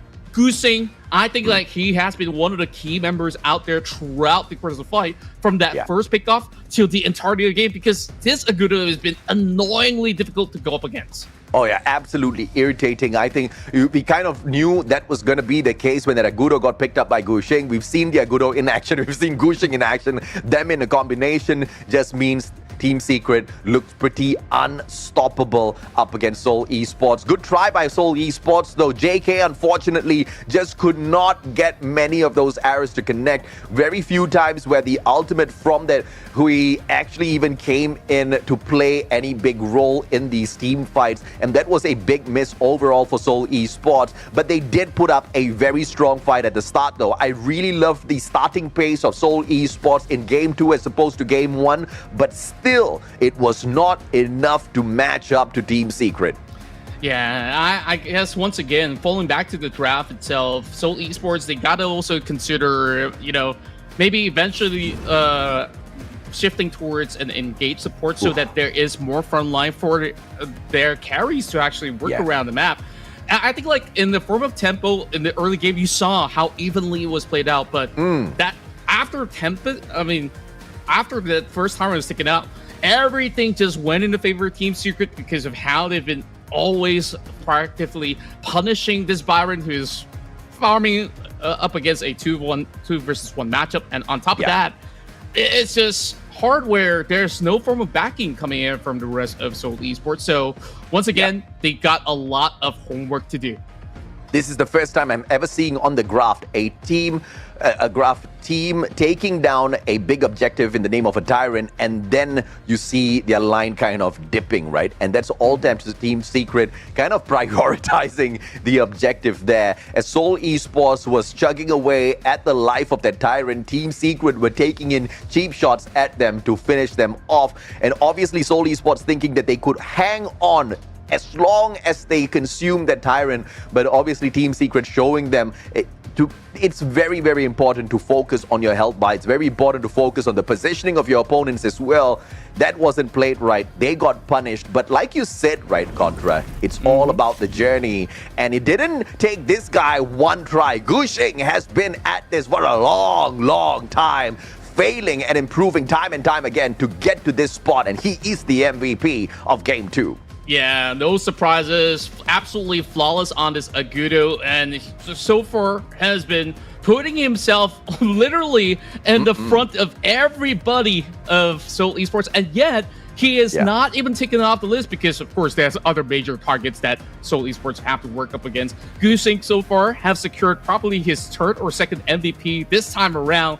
So far, Team Secret, they absolutely picked a golden boy. I don't know how exactly they did that process, but I absolutely love Goosing to bits. You know, a lot of people were having that conversation. Oh, we miss our ex-members out there. Man, I think that with Goosing, you could expect him to really take charge, and that's what I love about this new look for Team Secret. Amen, brother. 4 eliminations, 10 assists, 28% damage, 31% of the total damage taken. Man's a tank out there. But here are the match highlights, and this is where we kind of saw how Team Secret just very, very smartly maneuvered around them. And this could be the tyrant, right? When they took that away, Seoul Esports, the instant focus for Team Secret was to shut them down one after the other. Yeah, and take a look at this as well. That set cell timed perfectly, and JK was actually recalling under the turret. Yeah. Yet again, Xuan just went in deep dive. He knows that there's nowhere he could run, and just like that, those 4 kills taken by the side of Team Secret, they just snowball. And speaking of snowball, when you have that Agudo, oh yeah, I mean, it's just so tough. And when you pair it with Xuan's overwhelming set sales, it's just a recipe of catastrophe to be offered to the rest of SE. Yeah, it just didn't happen to help the mission of Seoul Esports, that those vanguards were there as well to help a very, very strong and tanky Team Secret move on up and smash all of their towers. But I have to say, game number 1, beautiful Honor of Kings games back to back. Yes, at the expense of Seoul Esports, but it was a delight to watch that victory coming through from Team Secret. As far as Seoul Esports is concerned, this is the true test of a champion, right? It's not about how many games you win, it's about how many games you lose and then continue to stand back up and improve day after day to come back and one day prove that you are capable of stepping it up. That's right. And of course, congratulations to Team Secret. That's $300 in their pocket as well. So, you know, it definitely matters in the long run. Yeah. So, 350, bro. They participated as well. Oh, I forgot about that. I got to do my maths, work on that. So, at the very same time, I mean, what's the major takeaway here is that so far, Seoul Esports, they have improved their early game tempo, the way that they played, the way that they held on. It's just that mid-game decision-makings as well as certain things definitely need to see them step up a little bit because they kind of tunnel vision onto even the Tyrant takedown, which is the first objective that they've secured thus far. Yeah. After that, there was no plan B. That plan B, if it was existent, I see none of it. So, Secret, they're definitely on the right tempo, on the right journey. We have expected Team Secret to be able to come up a hit in this series, but at the very same time, you know, they still have to chase up a hit because they have some of all these other series that played out, which didn't exactly end up too cleanly. And it's good showing coming out of Team Secret that they can actually execute their playstyle at ease once they actually get smaller leads. And this is just one small little stepping stone into matching up to speed with eventually going up for that rematch against AG Global. And this is what happens when you take advice from a noob like me. I told them, I said, Seoul Esports, they need to take the objectives no matter what. No, there are certain conditions. You can, at a cost. There are certain conditions where you step away and you don't deal with that, right? But I totally agree with you, man. I mean, there was no plan B, but it wasn't a full-on mistake, right? They went in there. It's just that how Team Secret followed up with the loss of the Tyrant, that was beautiful. The perfectly timed skills, the perfectly timed ultis to catch Team Seoul Esports as they try to get away after consuming the Tyrant, that was a thing of beauty. And obviously it depends on which side of the coin you're looking at this from. Obviously for Seoul Esports, that was not beautiful. That was a disaster. But as far as Team Secret is concerned, that's how you want to excite your fan base. It was phenomenal how they executed that. I mean, if you're a Team Secret fan, you are very happy right now with how your team's performing.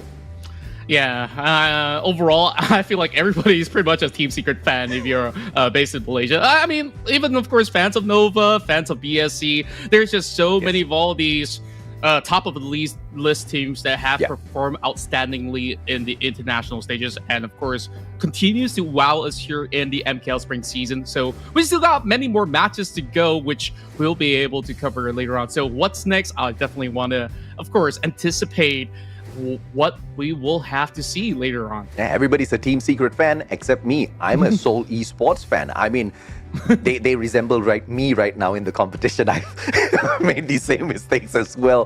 I really want to see this underdog squad rise up to the occasion, I mean, I'm not looking for a lot, right? Just pull away one map from these big teams. I mean, game after game, we just need to see the improvement. Why I think they can be kind of dependent on to pull at least one game away is based on how they made those adjustments come through in game number 2, right? They were too lackadaisical in terms of the approach in game number 1. They got their jungle invaded, but game 2, you didn't see them overextending, and you see them actually keep Team Secret at bay. It was the loss. It is actually the win at the Tyrant that turned negative against them, and that's so unfortunate, right? You kind of think that you've got this going right, you are pulling off those defenses perfectly, you've claimed the first big objective, and then you snowball into the gut.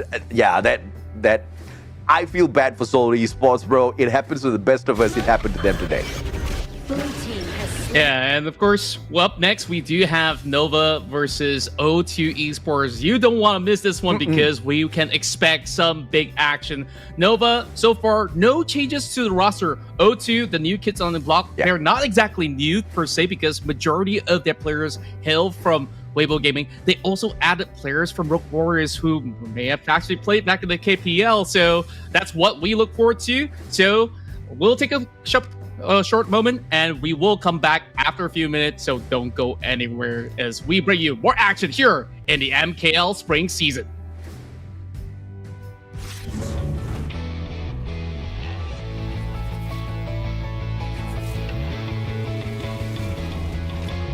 I speak and write my mind.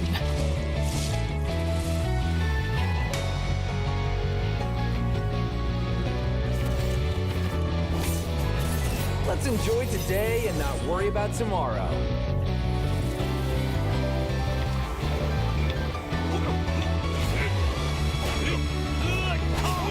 All the watchful eyes are waiting for a star.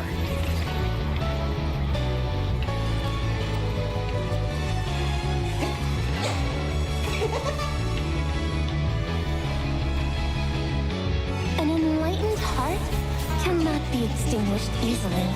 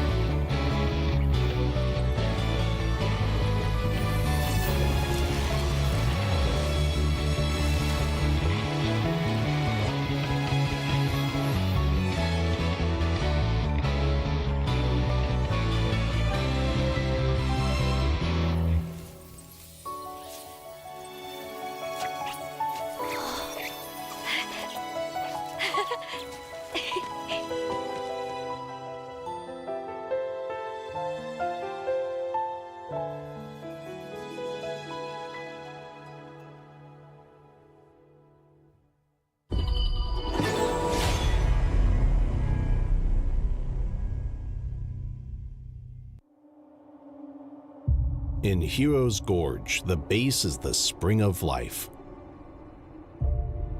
In the real world, every forest and plant is the Earth's spring of life.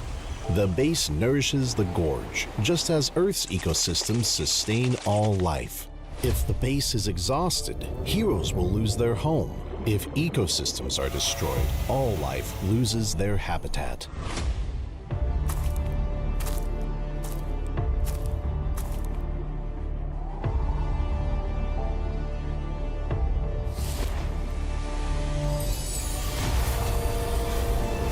Honor of Kings is working with players worldwide to support real-world environmental causes and protect our planet's future.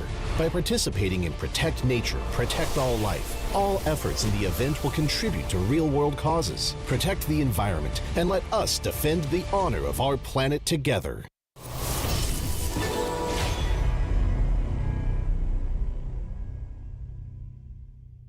Perhaps our next meeting will be as friends.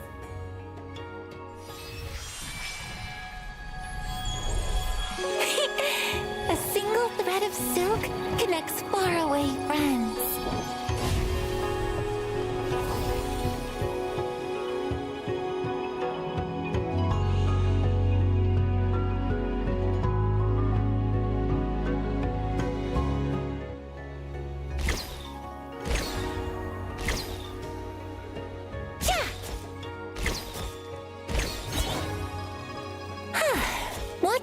Actually, I'll only show you once.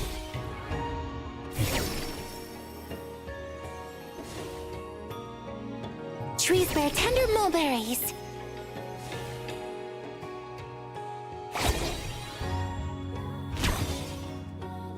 Raise the silk.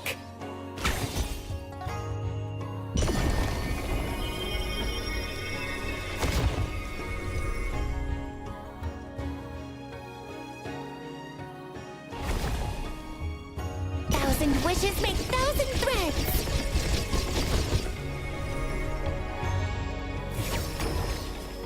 The elders of this land say that one must lay down roots before venturing into the world.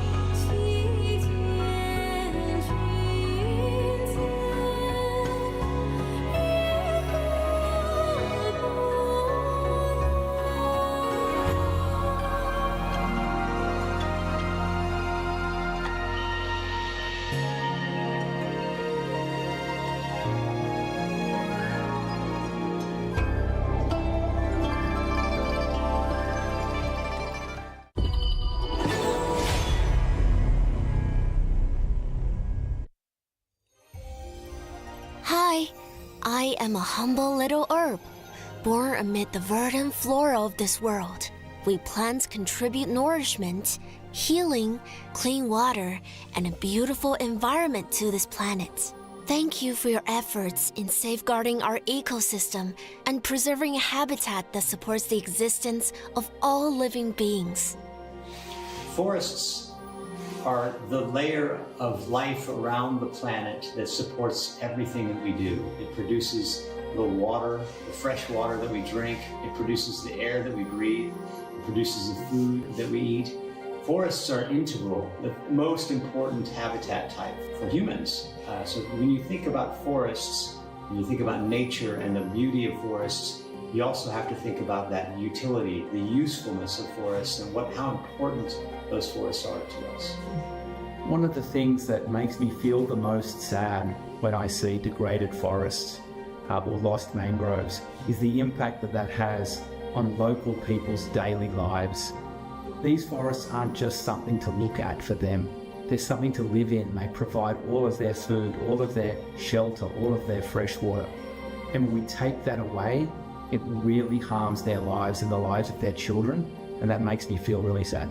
Most people around the world live in a city, and they don't spend as much time out in nature as they would like or that they are able to. So gaming helps to bring nature to people. If people can't get into nature, let's bring nature to where they are and get them to experience it. The other thing about gaming is that it's something you experience with your friends. And so that's a shared experience of nature that you're all able to join in at the same time. Bringing that value to that audience who play games, and it's all of us, we all do this. So bringing that message to those, to all of us who play games and helping to engage those people constructively in the conservation of nature is a critical role for games.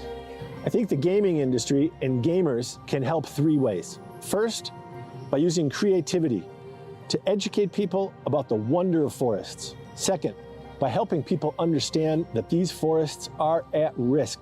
And third, by helping offset their emissions by supporting organizations and projects that help protect forests and biodiversity. Thank you for bringing beauty to our planet and our lives. Play for our planet. You are heroes protecting our world. Thank you. Dedicated to all protectors of nature.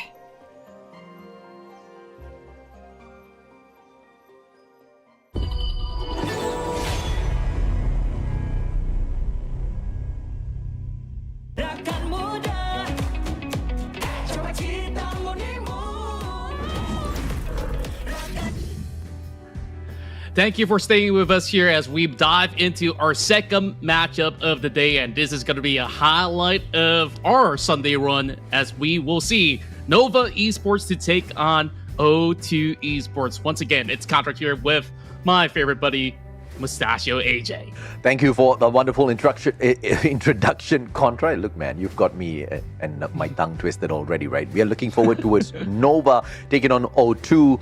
Both of these teams have a lot of promise in the competition, and we saw that phenomenal victory that Nova took over Black Shoe Esports. Now, this has got us all hyped up because if they can beat the ex-champions, then perhaps they can continue to smash everybody else as well, right? Because Nova themselves, in their own rightful position, are the champions of the Honor of Kings Season 3. So these are some pretty heavy hitters on their side, and they take on O2, a team that has been pretty much reconstructed from Weibo Gaming. Many of their players are here, and we also have White, that's an imported player from China, right? So he's got all of the knowledge needed to go out there and absolutely dominate. So this is a matchup that I'm really looking forward to, Contra. Yeah, me too. I mean, let's take a look at the stacked roster for both sides as we got our familiar names, of course, with Nova's very own Waypit, Wendy, Xuan, CY, as well as Muchi, and of course, a lot of fresh faces and also familiar faces as O2 comprises of ex-members of WBG as well as Rogue Warriors players to be on board as well. So this is definitely super exciting to see when they go head to head. Absolutely. O2 with a lineup of K1, Care, Kong Ling, White, as well as WH to go out there and dominate up against Nova, the champions at one point and the annihilator of champions just the other day. I think this is going to be a tough fight for O2 overall. But if they manage to walk away with the victory here, it is actually going to be quite momentous for the brand as a whole, Contra.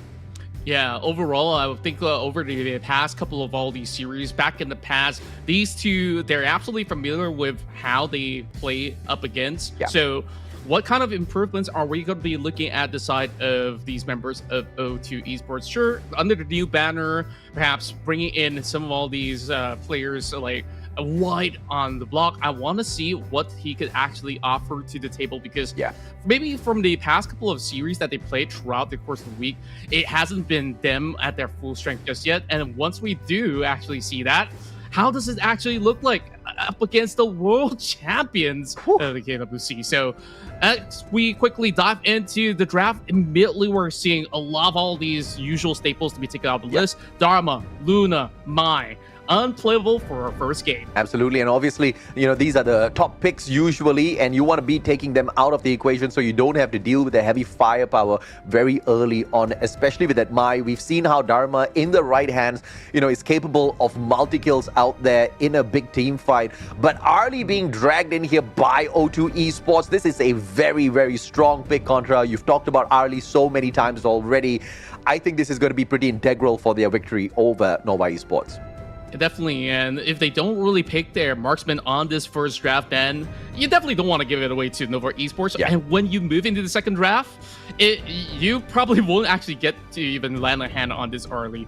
Meanwhile, Nova also pick up that Mayin, so it's definitely going to be a very interesting to see. Majority of the case when you actually go up against another class laner, Byron can actually match up to the tempo of how Mayin plays, just try to soak up as much damage and also offering it blow for blow. So I would think that O2 Esports have decent answers, especially now that Dieta being opened up so early on. They quickly secure it. You saw the impact of that displayed by Team Secret on that previous draft, and I guess that this Soundfade will have to also keep himself pretty much on right positions to catch up majority of all these targets. Yeah. And I would just say, Nova Esports, I love the first phase where they also secured the DRJ. So very, very safe. Not really revealing all the cards for Nova just yet. Yeah, I appreciate that, right? Because they take out that Mai, they bring in Renji. Mai would have been pretty irritating to deal with overall, and Renji, his ultimate reduces the defenses of the front row of your enemies, as well as that skill number 2 to really control that crowd in these team fights. This is that kind of impact Nova Esports should be bringing into the fights up against O2, who really love to play together out there in the gorge, right? So really good pick coming on from them. They're going to take the Garnet Maw out, as well as the Menki. Really good bans coming through as well to make sure White and WH don't really have a lot of tanky defensive options. Oh, wow. Now I get to see a little bit of what Nova Esports is looking for. Yeah. But ideally, you're looking for early game pickoffs, especially with Pei. You want to get that tempo running, and then to back it up, you have Mayin. Whoever she kicks back to the team, it's going to be 100-0, whoever that guy is on the receiving end. Meanwhile, O2, they took out the Musashi. They can see that they need answers from Nova to actually draw the back line up against this early, and that answer was actually paid. So O2, they got to also find a way to not only also soak in the pressure. Instead, and when we talk about soaking pressure, it's always best to bring in that Agudo who's still pretty much available. And now pairing it alongside with the Princess Boss. So huge AoE setups. I kind of like it from what O2 is bringing on the table. I absolutely agree with you, right? When Pei was brought in, you know that they're going to be playing a extremely aggressive jungle, and Agudo being able to absorb a lot of those hits and sustain the battles to make sure they don't really lose a lot of their early objectives in the game within their own camp is truly integral here for O2 Esports to kind of maintain this pressure up against Nova Esports. But Waypit here with the final option. One more second for the pick. He obviously is taking his own sweet time, but we understand exactly what the complication is here, right? Because this lineup needs to be solid, and he walks in with the Lady Zen. Contra, your thoughts on this, my friend? I actually really do like it, as it just provides you with enough crowd control, lock down a target. If it's going to be the Agudo that's freely roaming around, like you could just basically stop him on the tracks, especially now you pair it with that Pei as well as Mayin. So she just amplifies that catching potential of Nova Esports in that essence. Yeah. Well, let's take a look at these two teams and their picks, ladies and gentlemen, boys and girls. It's going to be O2 Esports taking on Nova Esports in this next matchup. And we all know it's not going to be an easy fight for either one of them. Will this brand new up and coming roster for O2 make a big difference out there? Will White make a big impact out there? We'll have to wait and see, up against the champions of the Honor of Kings Invitationals Season 3, Nova Esports. Yeah, we gotta see whether if it's gonna be a big splash that they can offer on the table. While we're looking at a dual setup over on mid lane, just to ensure that this early will have a very safe space to actually work around with. And by having your marksman up there, you can make that massive rotation to put some pressure onto this Mayin. So there's just no options available for Mayin to even consider that River Sprite over onto the river. And O2 going in here for a very aggressive push, and that will be responded to by Nova, that steps by to steal away that Fire Beak. So 1 for 1 for both of the sides. Yeah, and ideally, when we take a look at this kind of switch up, Princess Boss probably won't have too much of an issue going up against this Deer and Jish. All she has to do is just to keep her distance, making sure that there is a little available space, and that is where they're hoping to pounce onto Waypit. But we assume that, you know, in the early game, all these teams are super wary, so not going to be a big catch. Waypit's the one taking a slide into this equation. Very interesting. Yeah, very, very aggressive coming through from O2. Obviously, the tower still got its shield up, so they were just tickling away at it. But the bigger objective was to take Zwan out of the equation, which they fail at, of course. He was very capable of maintaining his distance. WH, with a sliver of health, will be able to back away to the defenses of his own tower. And Nova will get to pressure them back. But here comes Wendy as well for the gang. But that's just a teaser for what O2 can expect. Yeah, just keeping them at bay at all costs and just lowering their health burden. And that Pei is now getting that free access over onto the Crimson Golem at the very same time. So you expect that full collapse for members to be able to pounce on them, as O2 are also going for an equal exchange. But here comes Bayin. Yeah, here comes Zwan as well to make sure Crimson does not get stolen away. And Nova, this is a 1-0, and look at Sai going in here for the red buff for himself as well, for the extra bit of advantage. And if you guys are new to this, extra true damage and slows from that red buff, that's exactly what these teams are looking for. And Nova has gotten 2 players on that already. Here comes Sai as well, and O2 doesn't want to deal with that. Yeah, just a little bit of poke and prod and dancing all around. But this data is actually extending for a little bit. Yeah. So, of course, you expect those damage to go through. So, gotta be very mindful of her positioning at all costs. So, White now gets a little bit of vision over onto Waypit, but not exactly the kind of target that they really want. This Byron so far holding up just fine. As a matter of fact, that they are now up ahead 1 level up against Shuang. Yeah, you see what Wuchi was doing there at that bottom lane, trying to take the tower down just to open up the play for the Tyrant. That's going to be here in about 30 seconds, and a good knock-up, but no follow-up coming on through. Kong Ling going in here for the individual engagement, just ticking away at that health of Wendy. But overall, like you said, just poking and prodding back and forth. No big impact being brought in just yet. Yeah, massive for patience as well. They want to get that priority onto this Tyrant. As you can see, majority of O2 Esports gathering around that mid lane turret. So, ideally, I guess Nova Esports, they may have to let this one slide while there is also the TP portal opened up, as it will join in the Cavalry. And he got the immune! Waypit getting away with his life, almost got smashed there, and of course the backup from the rest of their team members as well, as Waypit keeps the players on the side of O2 at bay. It will be Sai that slays the Tyrant, and now it's go time, baby. Tyrant on the side of Nova. They've got the extra bit of lightning damage to deal with the pressure of O2 Esports, as well as take a few more bits and pieces of this gorge. Yeah, that was a clinical call coming in from Nova Esports. That TP from Natpei, and also at the very same time, how he answers into those invasions alongside with Xuan.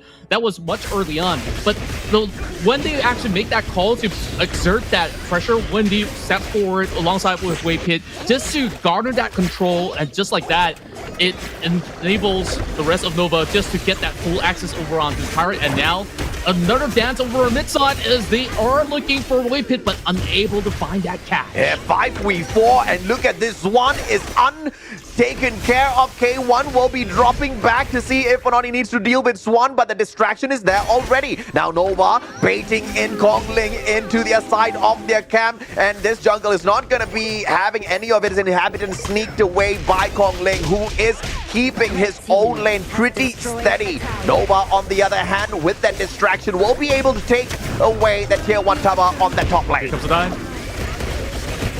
Kong Ling though, it's massive on the first blood, and Waypit, he's got to get out of here. I mean, O2 is going in there for that squad push. Waypit chugged away at his health. Wendy for that backup, and O2 knows better than to go in here for the full-on commitment. 1 life for 1 tower. Do you think the trade is fair?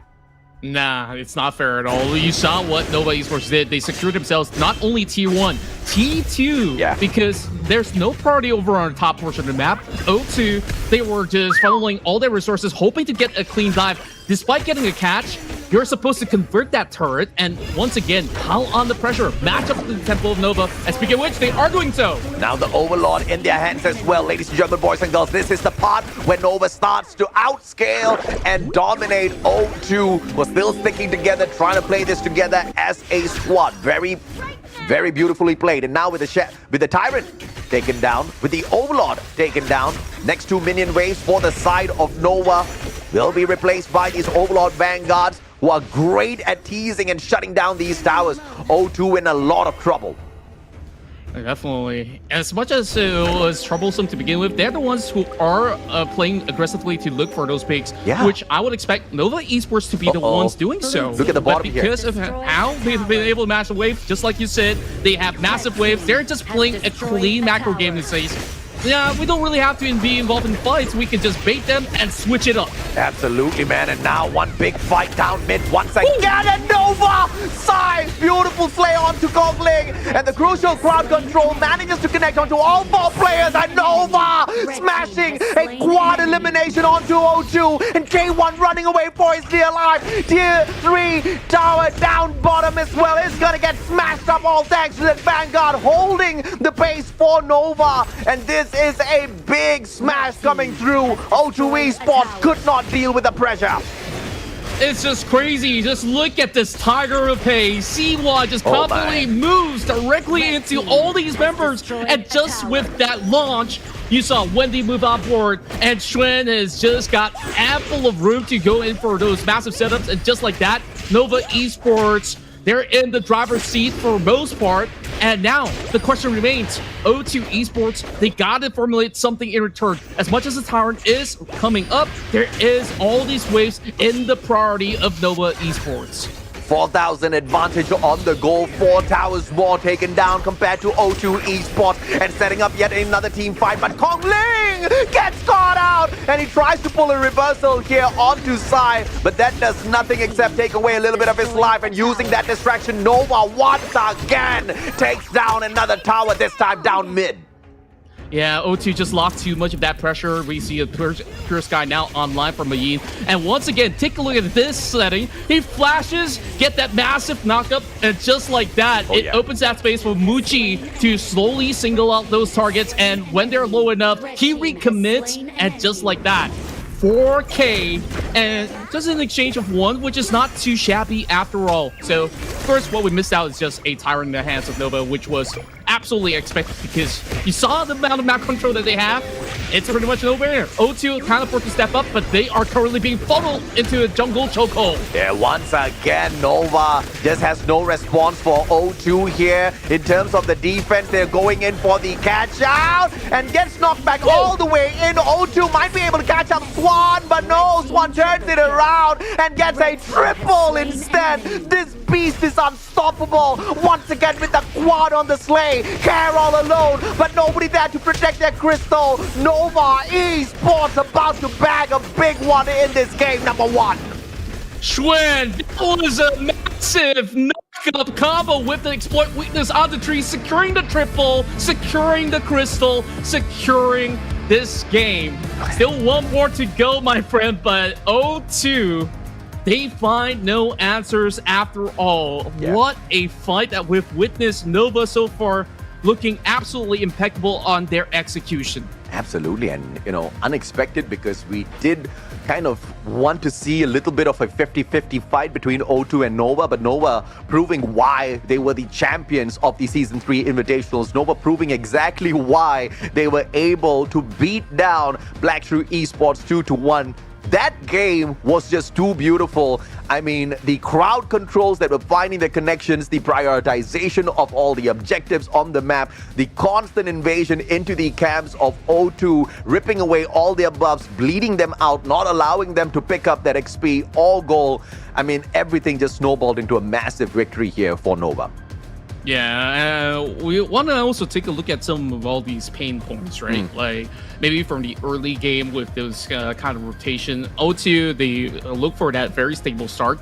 Yeah. At the very same time, I think like it's more of a macro decision that led into this kind of downfall because ideally, with their invasions, they maxed up through the tempo. They still did not manage to secure, the Crimson Golem, even despite coming for those attempts, because Xuan has always put his body on the line in order to ensure no leads were given away to O2 Esports. A clean 4-0 record for Xuan, but bye-bye. CY looking like the superstar that he is on that pay. Yeah, absolutely, right? And obviously, O2 Esports, not a lot to talk about in terms of how much they managed to make their way back in here because they were being bled out. They just weren't given enough opportunities. They were going for some massive builds in terms of items towards the late game, but they were kind of saving up for towards the end. They couldn't survive all the way there.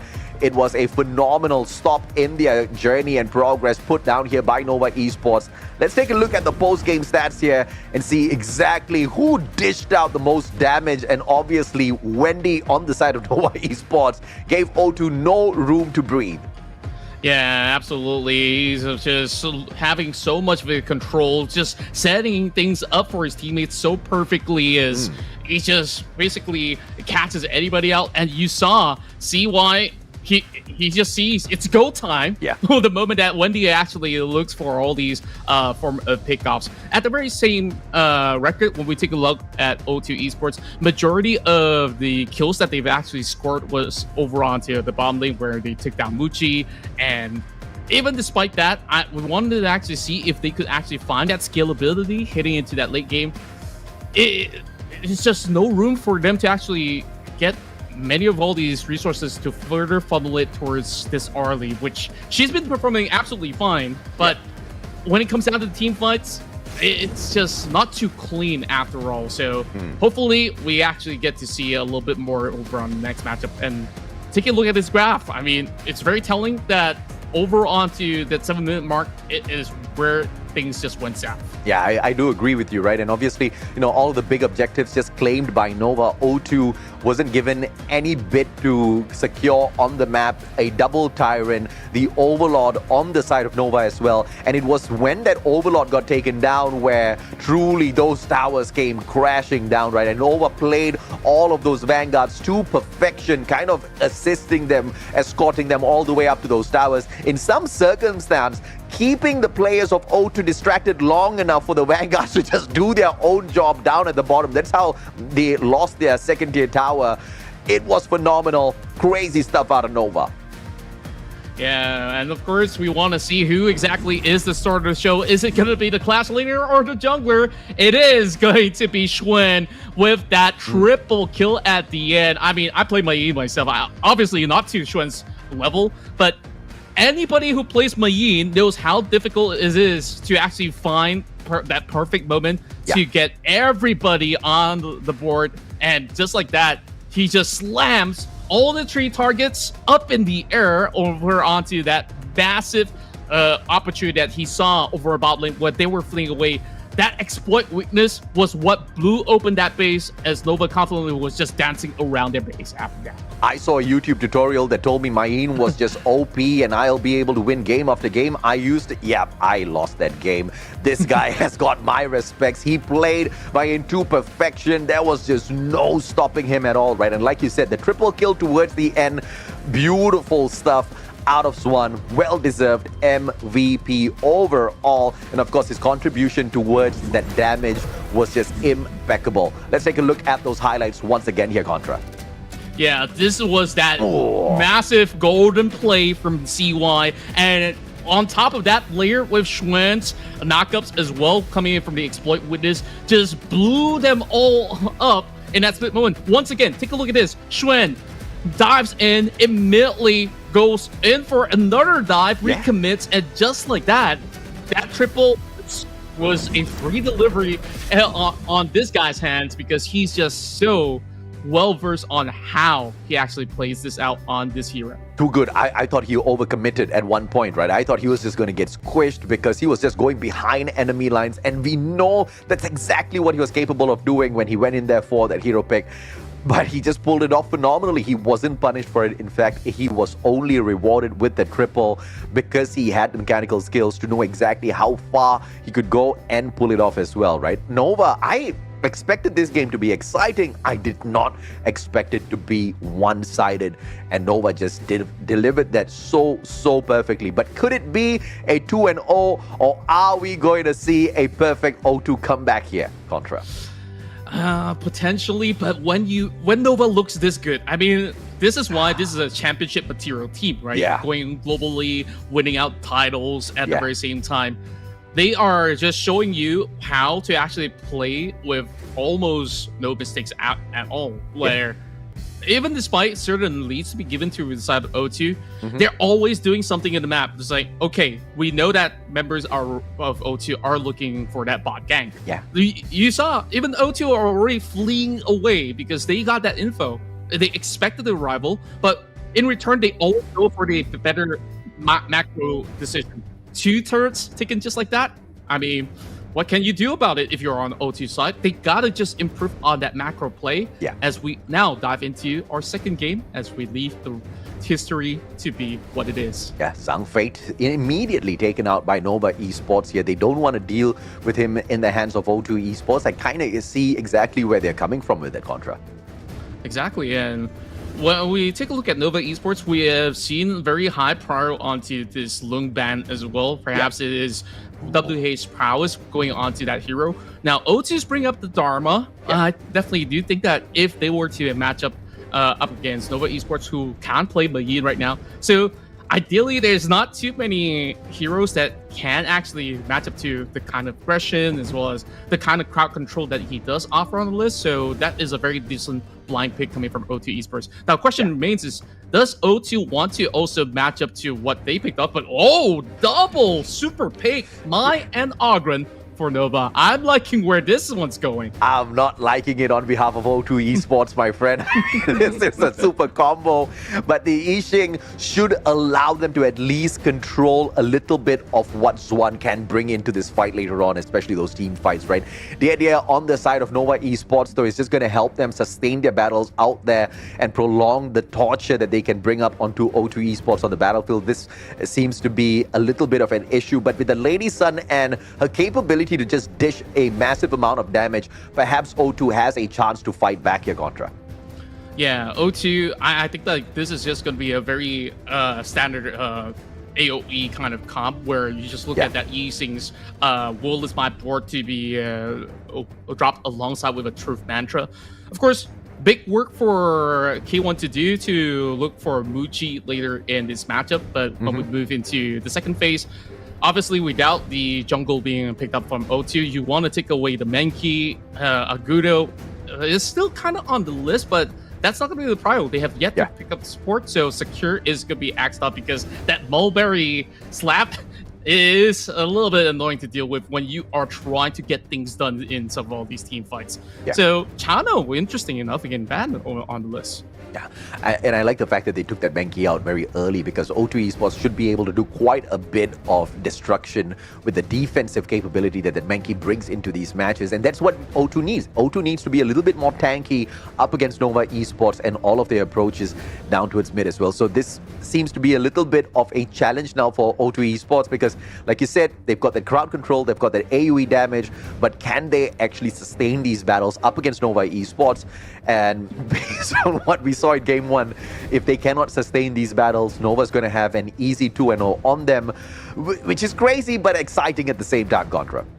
Yeah, it definitely is. Now, of course, just looking at all the options available, I think Sun Tzu definitely is going to be the best out of the many, as, of course, what they've played out, they can't use it once again. Yeah. So just going to be focusing on getting himself into level 4 and then look to roam around. That's the typical modus operandi that we're looking at Sun Tzu players with the set sail, right? Yeah. Now, it's a very heavy cash potential from Nova Esports. Whether you want to initiate, sometimes the Vieta gets into sticky situations, she could just kick somebody back and then call in the cavalry.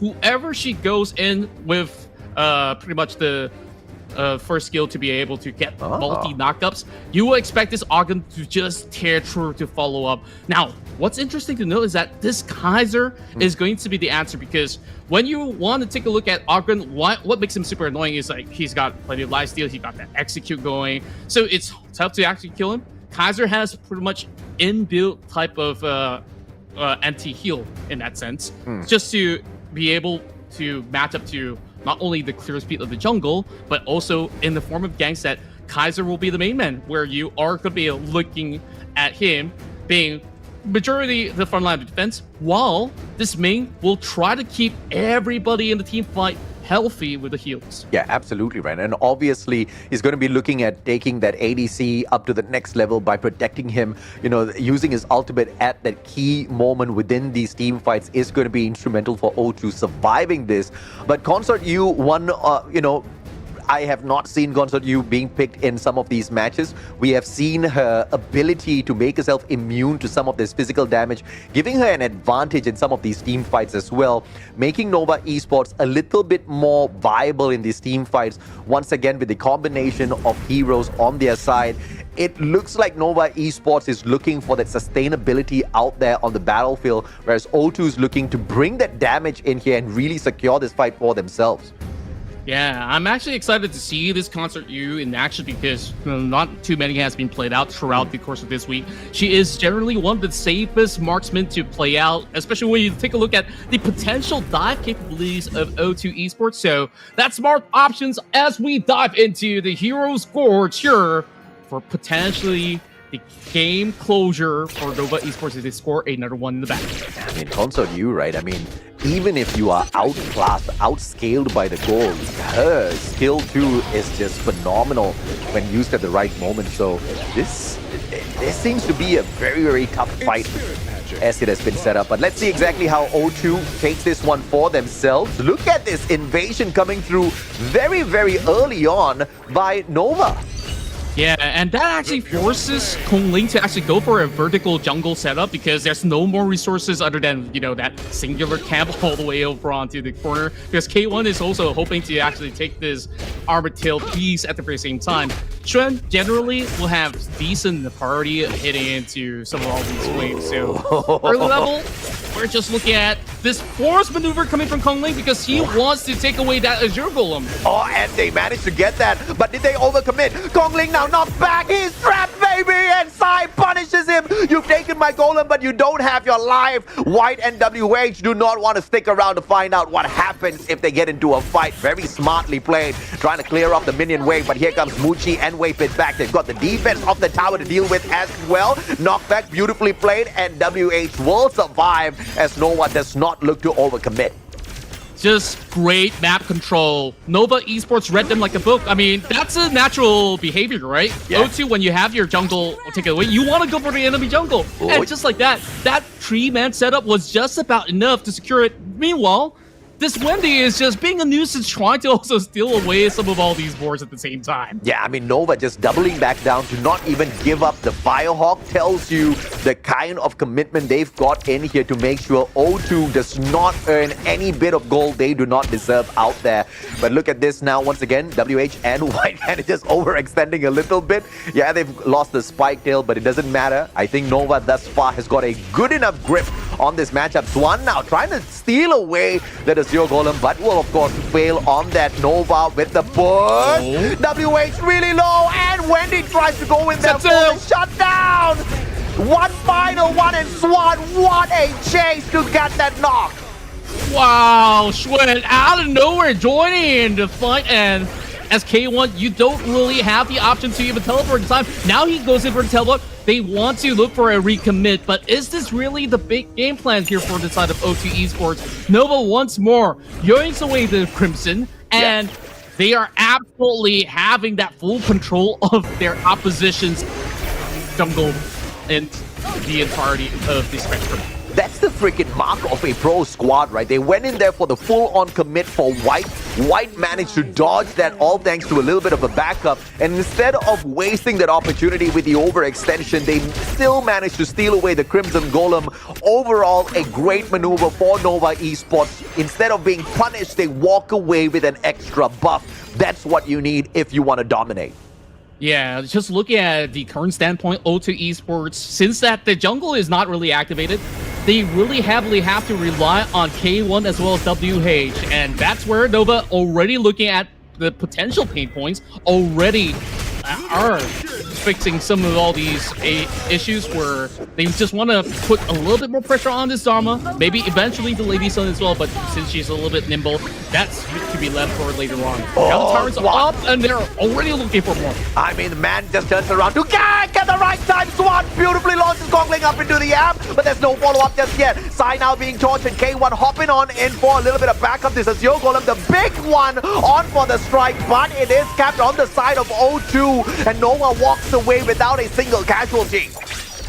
O2, they're starving right now. Despite no casualties, they're having very little resources to work with. Now, full access for Nova Esports getting into the jungle. Crimson yet again, they're just looking for more. Beautiful defense by Sai to make sure his team can claim this Crimson, and it is fantastically played once again, and they want to link that up together with the Tyrant shutdown as well. O2 bled out, and O2 left with no choice whatsoever. Look at this overextension coming on in right now. O2 actually wants to steal away the Tusk Ball from the jungle of Nova Esports, but those are just small little wins for them. Yeah, it's just very minuscule if you really ask me. Well, take a look at itemization. We're already having pretty much the axe already online for Schwen. Of course, that's the first item. But overall, this is still Muchi keeping up to the pacing, not too far for inside of WH as well. Meanwhile, this Maestro Nui, if you let her get into that 2-item spike, she's gonna be an absolute menace. So you already saw how Wendy goes in for those initiations.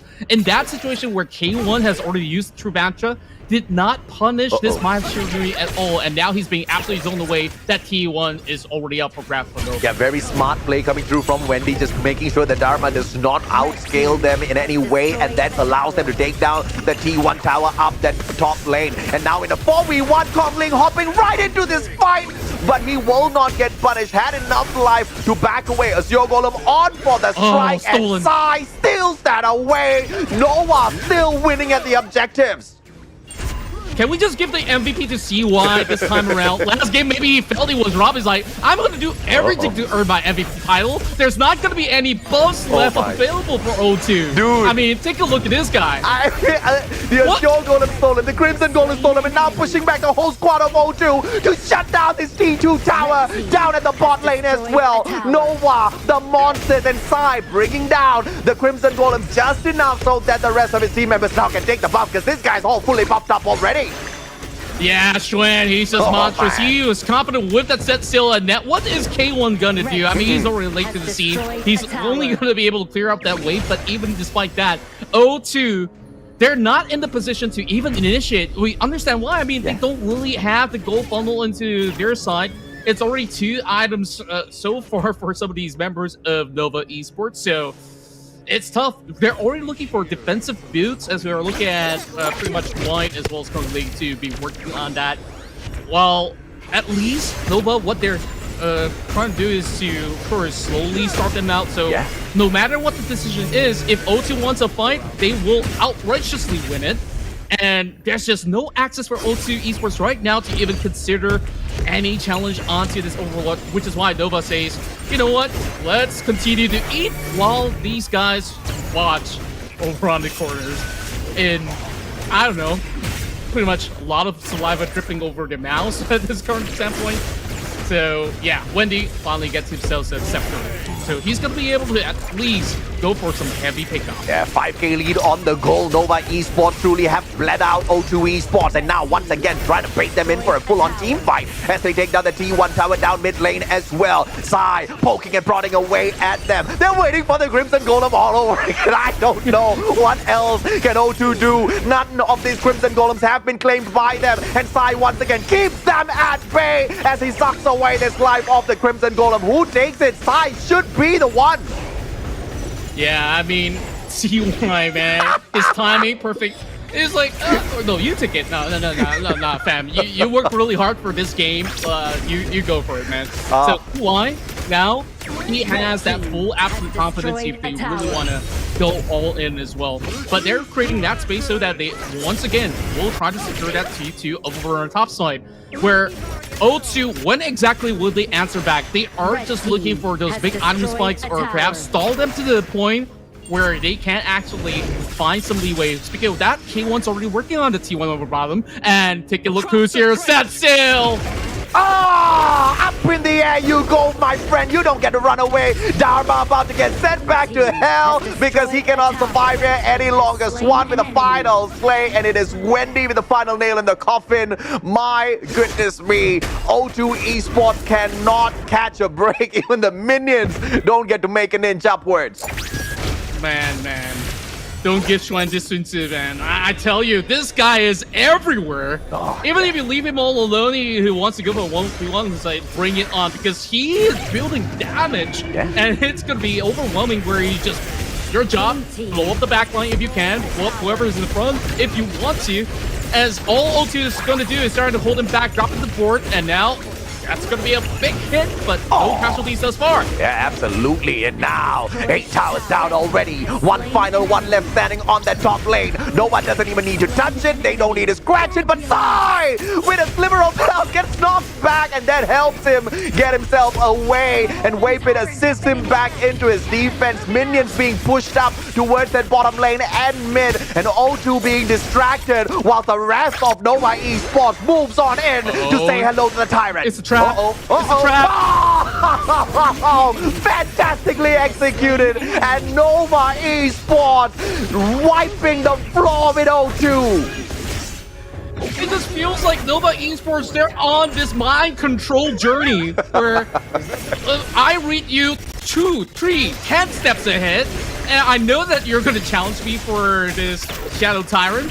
Well, that's once again free food for all these members of Nova. And there was one attempt that I want to highlight. O2 on the desperate measure on the defense to try to secure that inhibitor turret. They were forced to send KY forward.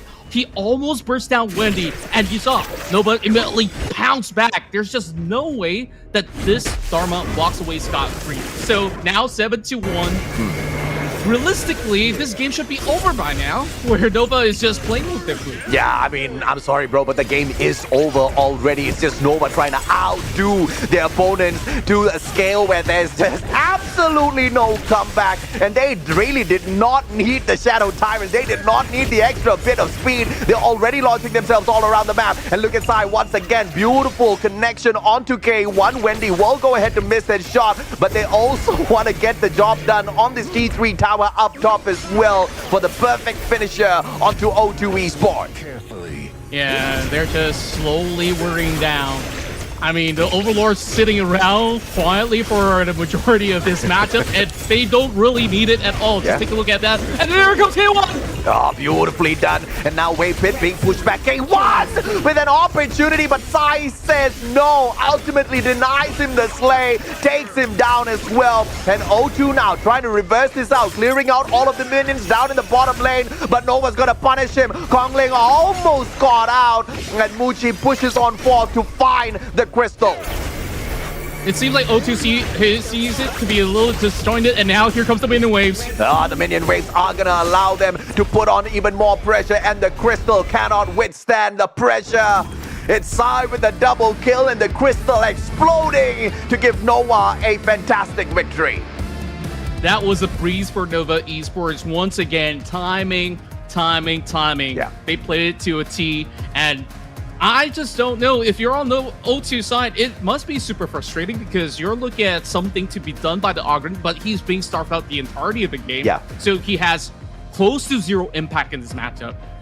You can say that it's not to his own fault at the very same time, but when you are dealing with such an annoying Ogren on the opposite side, well, I got it mixed up because, you know, Ogren is actually played by the side of Nova Esports. So O2, they just want to find all these avenues in the form of picks, but even so, K1, he always initiates, hoping to actually find a conversion. If for 2 times in a row, O2 looks to be disjointed. That's one point that I wanted to highlight, because the moment he pounces with the truth mantra, that's supposed to be at least 1 or 2 members to be taken off by O2 instantaneously. But they missed the mark. They missed the mark twice, where my Shiranui walks off scot-free. Wendy was just laughing his way out of the situation.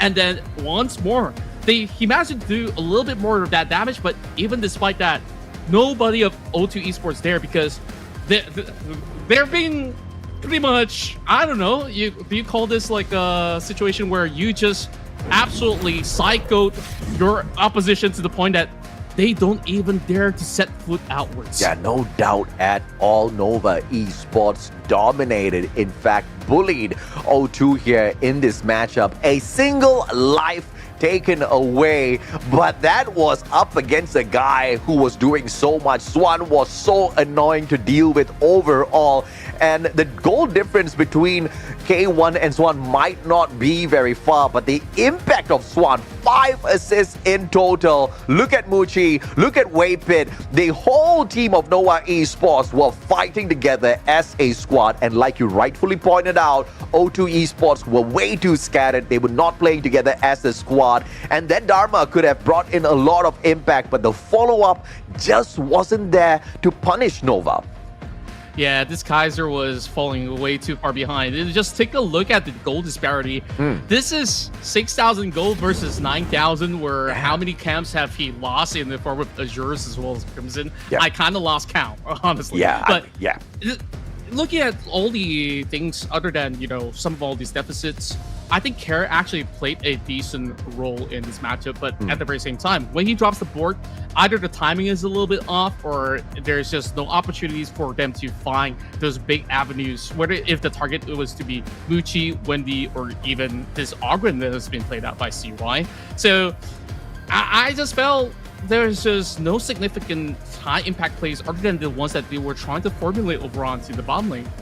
I think overall O2 Esports just weren't allowed to play a decent game because Nova just kept them on their feet, on their little tippy toes throughout the whole matchup, right? Constantly roaming around the matchup with clearly fantastic communication within the squad. And like you said, not a single Crimson Golem they could actually dominate overall in their own side of the camp. And look at this graph. Oh my lord. It's like Jack and Jill went up the hill and O2 came tumbling down. Yeah, I like how he actually painted a picture of like, okay, how many buckets of water did O2 actually get? That's the insult.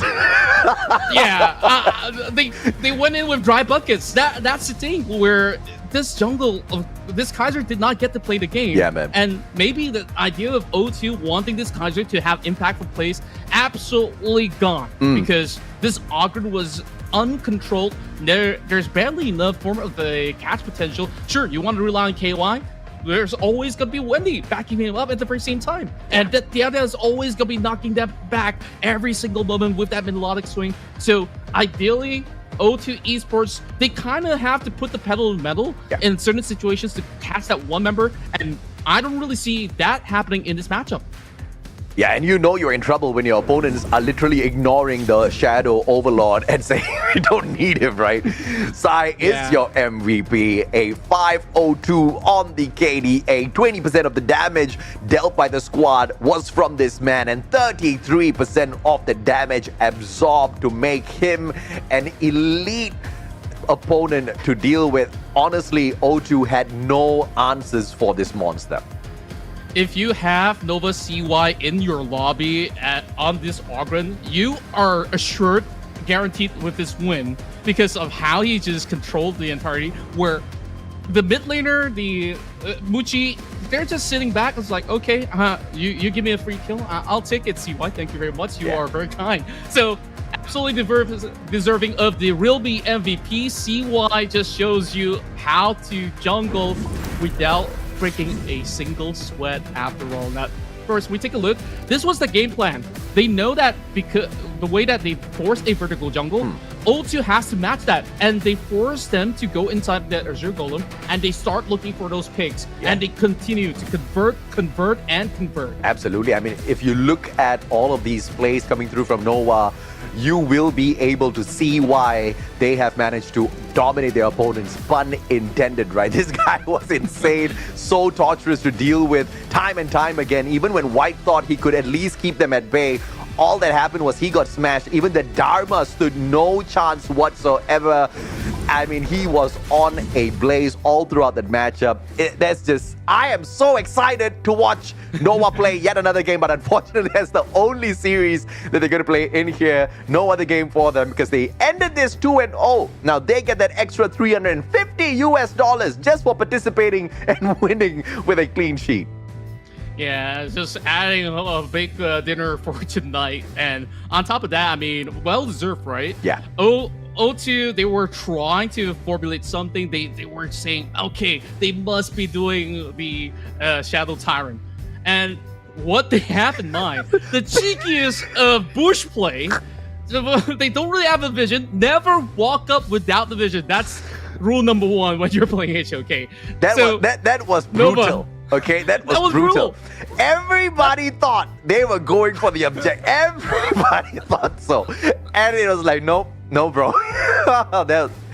You gotta love it, Contra. Yeah. Nova, they're still having a whole lot of fun while doing what they do so excellently. Yes. Like, it just seemed like this was just, all in a day's work. This feels like a scrim to Nova Esports. Of course, I'm not trying to bash O2. Yeah. O2, I think there's a lot to take away. Game 1, they played pretty well, especially holding on at least much better than Game 2. Maybe because they just opened too many of all these vital picks in the draft that you give something as comfortable as Wendy on the My Shiranui. He himself is potent, but this game, he didn't really have to do too much. All you need, go in for a Renjin setup, I can get out of there. Or if you go in with anything at all, you can have everybody to actually back him up, and that's the beauty of what Nova Esports bring to the table. Yeah, don't feel bad about being critical, man. I mean, Nova Esports, they bashed O2 here, no doubt whatsoever. Obviously, we want to see O2 rise up to the occasion and come back and push it into Game 3. That did not happen. It was just Nova taking a couple of steps higher and making it so torturous for them to do anything on the battlefield. But it is not the only opportunity that O2 gets. This is a double round-robin setup in this league. They will have all the opportunities to play that counter. Now they know which of those heroes they do not want to deal with and exactly how to take these counters and what to expect from Nova. But we'll have to see when we come back, ladies and gentlemen, boys and girls, whether or not AG Global gets to remain on a clean sheet. We're going to take a quick short break. In 10 minutes, we come back with that series. All the watchful eyes are waiting for a star.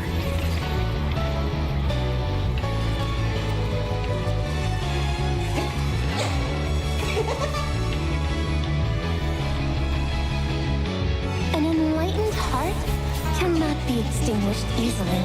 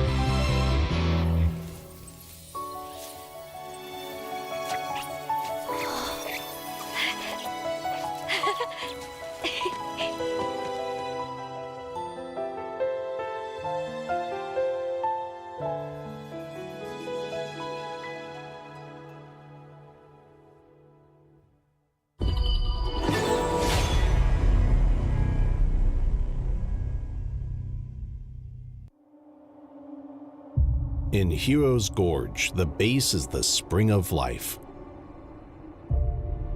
In the real world, every forest and plant is the Earth's spring of life. The base nourishes the gorge, just as Earth's ecosystems sustain all life. If the base is exhausted, heroes will lose their home, If ecosystems are destroyed, all life loses their habitat.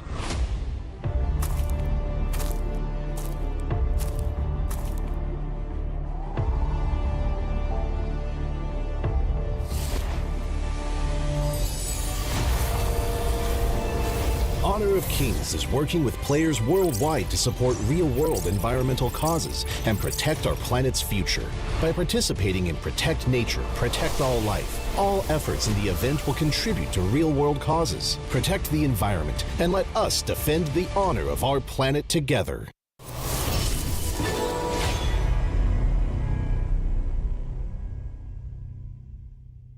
Perhaps our next meeting will be as friends.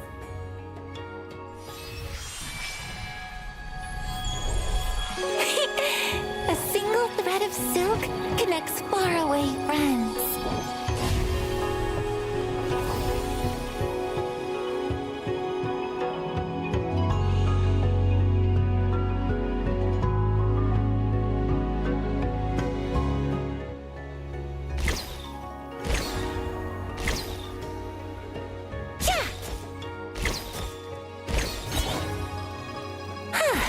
Watch carefully. I'll only show you once.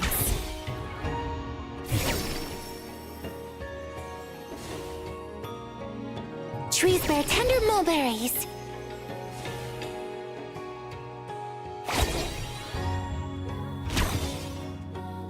Raise the silk.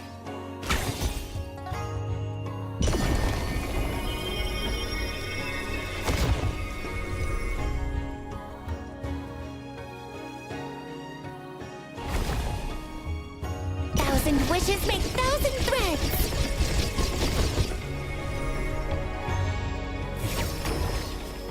The elders of this land say that one must lay down roots before venturing into the world.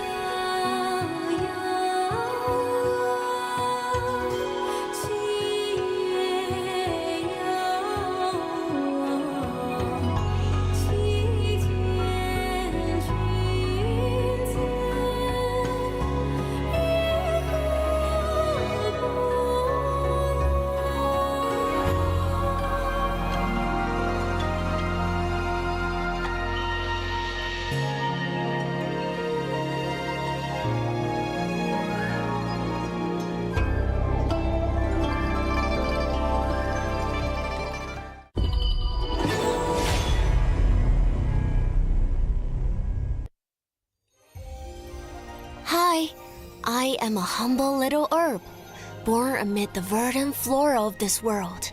We plants contribute nourishment, healing, clean water, and a beautiful environment to this planet. Thank you for your efforts in safeguarding our ecosystem and preserving a habitat that supports the existence of all living beings. Forests are the layer of life around the planet that supports everything that we do. It produces the water, the fresh water that we drink. It produces the air that we breathe. It produces the food that we eat. Forests are integral, the most important habitat type for humans. So when you think about forests, when you think about nature and the beauty of forests, you also have to think about that utility, the usefulness of forests, and how important those forests are to us. One of the things that makes me feel the most sad when I see degraded forests or lost mangroves is the impact that has on local people's daily lives. These forests aren't just something to look at for them. They're something to live in. They provide all of their food, all of their shelter, all of their fresh water. And when we take that away, it really harms their lives and the lives of their children, and that makes me feel really sad. Most people around the world live in a city, and they don't spend as much time out in nature as they would like or that they are able to. So gaming helps to bring nature to people. If people can't get into nature, let's bring nature to where they are and get them to experience it. The other thing about gaming is that it's something you experience with your friends. And so that's a shared experience of nature that you're all able to join in at the same time. Bringing that value to that audience who play games, and it's all of us, we all do this. So bringing that message to all of us who play games and helping to engage those people constructively in the conservation of nature is a critical role for games.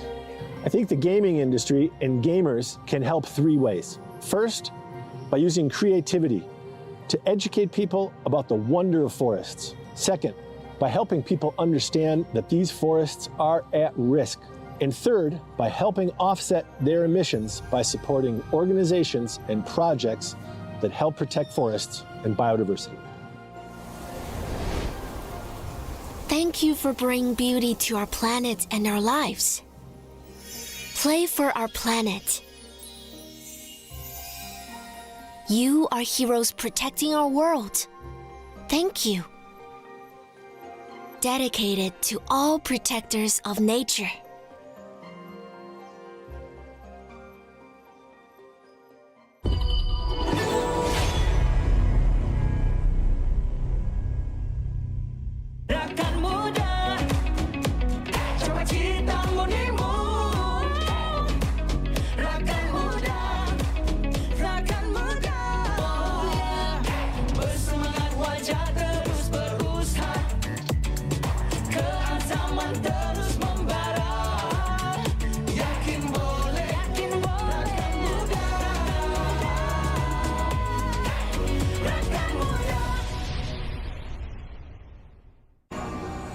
Peach blossoms bloom, glowy and bright like fire. Welcome back, ladies and gentlemen, boys and girls. You are now tuning into the MKL Spring Season 2025, brought to you by our official tournament partner, Realme. My name is AJ. I'm the mustachio down here with the one and only Contra, your casters for the day. And today has been a pretty fast day, Contra. Back-to-back 2-0s we've been able to enjoy. Yeah, and overall, I think that it could also end in such a way where it's just going to be a breeze where, you know, as casters, as well as everybody working in production, it's like, oh, great, we get to go off from work a little early today. But, you know, we want to see more stiff competition, and perhaps this is where we will get it. It's Todak versus the likes of ENG Global. Absolutely, man. And of course, all of this action is brought to you here at the MKL Spring Season 2025 by our official tournament partner, Realme. Gaming, pick Realme 14 series. Realme 14 5G features segment best Snapdragon 6 Gen 4 chipset, long-lasting battery, as well as the largest VC cooling area. And it empowers players to enjoy 120 frames per second in Honor of Kings, which promises a smooth, high-performance gaming experience. So, gaming, pick Realme 14 series. That's right. If you guys do notice, in all these major tournaments, Realme have provided them with the best performing phones out there, and you can play just like all the pros that are on board in the MKL and beyond. So that being said, you know, when we talk about performance, we want to look at team performances, because so far, ENG Global, they're on that dominating streak. They're the teams, other than Nova Esports, who have yet to drop a single series. The only close call was up against DTE, which, of course, DTE is making it sweat taking 1 point off.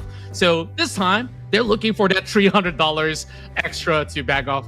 Not forgetting that extra 50 as well for participating.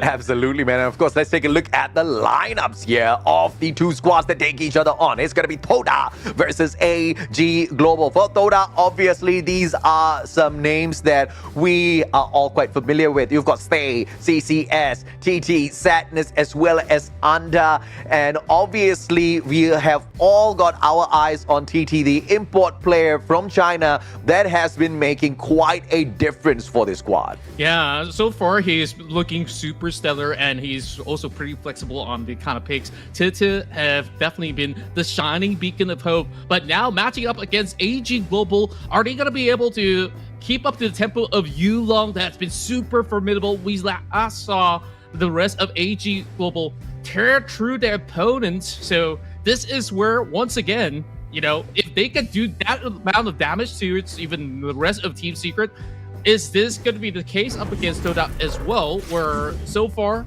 I don't think that there's too much flaws that has been shown to us from this AG Global star-studded roster. I don't think we've seen many flaws at all, right? You look at AG Global and that phenomenal victory over Team Secret, 2-0 flat out. There was just no chances that they were giving Team Secret. I mean, some viable moments for Team Secret to make that comeback, but AG Global showed them mechanically exactly who's boss. And like you mentioned, right, DTE had that opportunity to play an upset where they managed to pull away that single map from them, but AG Global has maintained a beautiful 2-0 victory overall in their series. Only that one map given away to DTE being a little bit of a black mark on their record. But they're going to be looking to make another 2-0 run over Todak, who seems to be a little bit, on the losing side based on paper. Because if AG Global could beat Team Secret 2-0 and Todak lost 0-2 to Team Secret, we kind of know how this one's going to go already, my friend. Yeah, or perhaps it could be this rock, paper, scissors scenario where if Todak does actually find a very superior draft here onwards, they might be onto something. So who knows who's going to be able to deal the first blow, but I definitely do see that AG Global has got that significant track record. Now, quickly as we go into the bans, we're looking at the usual suspects, though they are to be involved in this matchup, as well as Arlie. Today in particularly, we're looking at a higher ban ratios onto this Lung, which is pretty interesting because now a lot of all these players will have to look towards, those kind of A tier kind of marksman that's on the list. So Lady's Son could potentially be highly contested here. Yeah, and obviously that Arlie is going to get taken out of the equation. The idea is not going to be in participation this time around, mainly because obviously AG Global doesn't want to deal with much of that. But CCS, let's see exactly what sort of a pick he brings in here. Is it going to be the ADC that he drags in just so that they can maintain a little bit of pressure over the side of AG Global? Because we know, based on what AG Global plays these like, you need to have the firepower to kind of keep them contained. But, the characters that really do bring in that firepower into the matchup, require quite a lot of mechanical skills to really bring the best out of them out there. Now, U1's going to be the first pick here. And before entering combat, this is where you really need to prepare. Without that right mechanical skills, you're going to struggle. And U1 could also be used in the jungle, right? This is going to be a game changer for the side of Todak. Yeah, generally, this is a flex pick that is not too telling. I mean, I've even seen U1 support played out, and usually you dish her over a mid lane. But for AG Global, they want to go with stock standard start. It's like, I don't care whatever you pick as your marksman, my DRNG is going to be A-OK, and it's paired with a Zhang Fei. So you would expect retaliation if you ever were to go up against DRNG. So overall, Todak, they need to pick up this marksman right now. If they don't, I don't see what kind of list is up available, but they have actually secured a very steady start here with the Chano. Last game, we saw other teams actually having considerations of banning it away. Now, Chano, what it does offer is like, swift repositions, looking for the right moments to actually engage, and then of course annoy people out, sending wolves as well as setting traps. So I think that it's gonna be pretty decent, but the question still remains, is this gonna be a U1 mid or so? But look at AG Global, they're gonna be flexing their muscles right now. It's a Jing locked in. This is such a rare situation right now. Going back to that Byron as well, this needs a little bit of build-up before he can really unleash on his opponents. And I don't know if this is actually going to be putting Tete a little bit on that back foot. But like you said, that super flex coming through on that Jing pick is going to be a little fundamental on the side of AG Global to really, really dominate out there on the gorge. This seems to be a crazy pick coming through from AG Global because the lineup itself shows us the firepower that they can unleash shortly. Yeah, Jing is the kind of hero that it's double honoring. It's either your game skill super strong or you fall flat, right? Of course, when you look at a player like Yulong, he has definitely shown this Jing pick maybe in the past before, and he is definitely one of the stronger pilots to be here playing in the MKL when he's on this Jing. Now, question remains, who exactly will Todak employ to actually go in for a big catch onto this Jing? Because they need to stop her. So what I'm looking at right now, there's not too much of a heavy crowd control yet coming in from Todak. They need crowd control.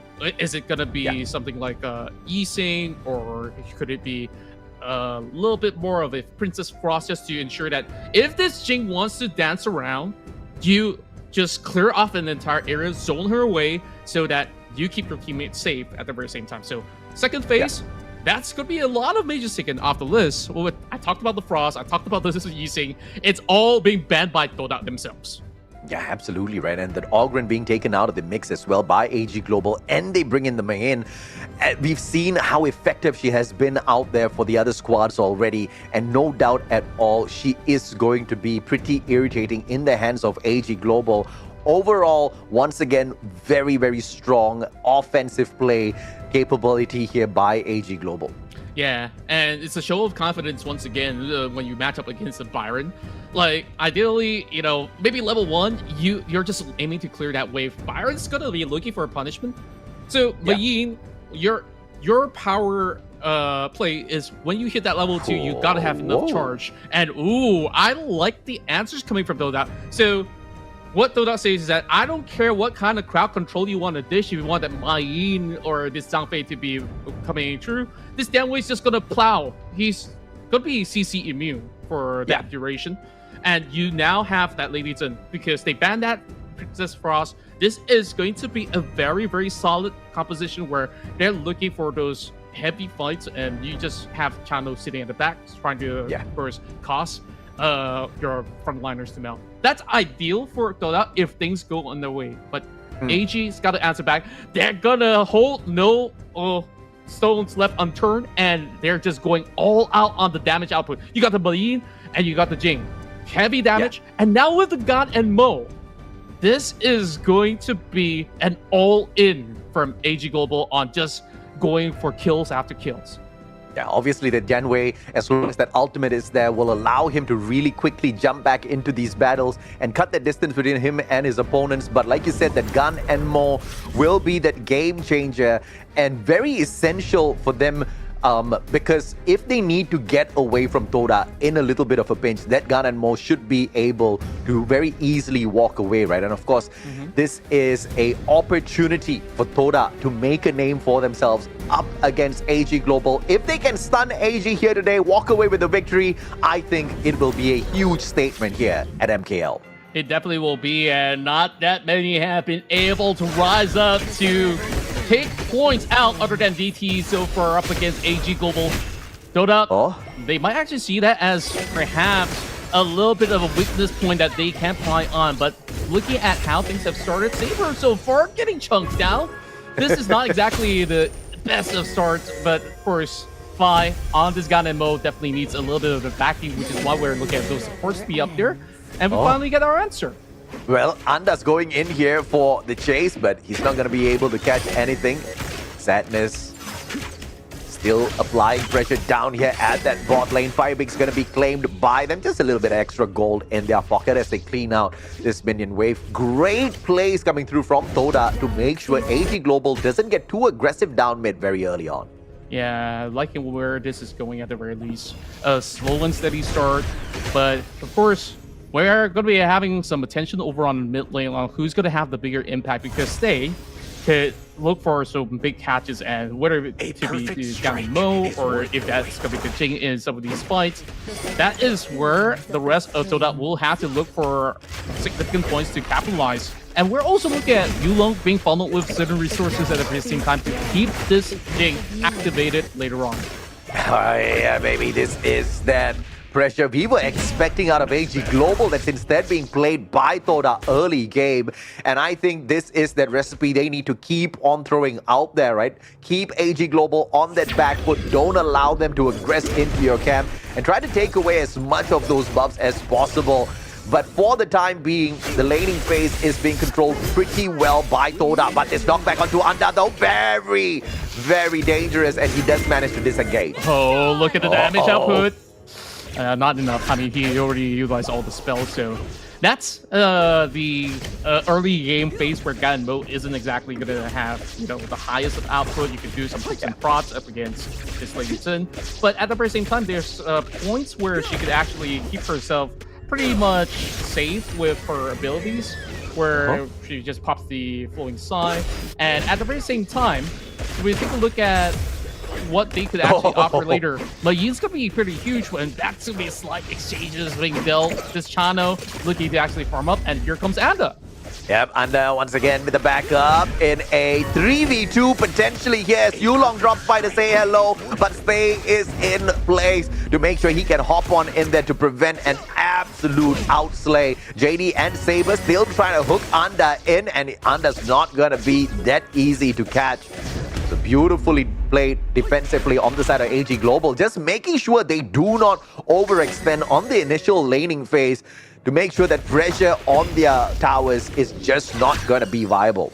Yeah, this is just a little bit of a steady start for both sides, but of course, when we focus on to what's at hand, right, Dalhun plays a very integral part into going for the catch for the side of AG Global later on, since it's still yet to be any form of contest going on. We want to see who actually get the access to the TP portal first, as we are going to be having two members up top. So bottom lane, probably not many heavy exchanges, but they're fighting for the Hawk.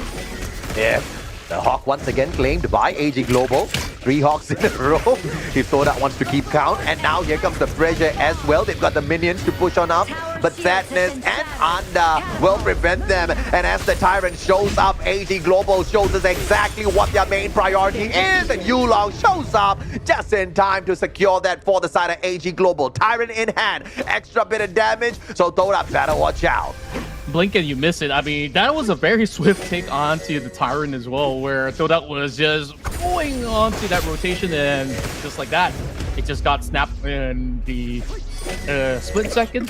So, of course, AG Global now with a slight lead. I want to really see what exactly did they do with this, where you have this rotation very heavily focused on the bot side, but that leaves certain waves pretty much unclear. You kind of want to balance things out for a little tad bit. At least you have this Dan way to be able to catch the wave, get himself much up to speed with Yulong. So I want to see a big leap of fury to be ideally onto the Deer and Jay, because you want to catch the rest. It's going to be a little bit harder, but pressure is on, 50% on the turret. Not much can't be done by Todak, but topside. Oh, topside, this is going to be a torture. CCS now with the fantastic on-time defense, but the turret's lost more than 50% of its health already. So top and bottom, that first tier tower at a lot of risk here for Todak. Yeah, overall, I think that it's not going to be easy to actually get a firm hold onto this Baron, since you got the force with suppression. But once again, Todak piling on pressure this time, only tickling the turret for a little bit more. And oh, Saber just knocks them all back. I guess he's buying time because we're looking at a eventual rotation, but where exactly is the answer from AG Global? Yeah, I mean, no follow-up there on that stun coming through from Saber. A little bit of a wasted opportunity, but at the same time, we've noticed AG Global is strictly looking at not overextending on the map. They don't want to make any silly mistakes, giving Todak that opportunity, and that's a lot of respect being shown to Todak! As Dowhan sneaks in for that first blood and gets away with a sliver of health. That is criminal, I tell you that. Dowhan walks out scot-free, where there's just not enough damage coming in from Lady Sun at this current moment. And with the rest of AG Global, they are looking to eventually break open the first turret down bottom, but here comes Jing! Beautiful play by Yulong, launching up, stay into the air, and the backup is there. Under and Sadness. Under can make a bit of a difference here. In a 1v3 though, he will stand no chance. Slowly rotates around. Still a lot of risk here being played by Under very daringly.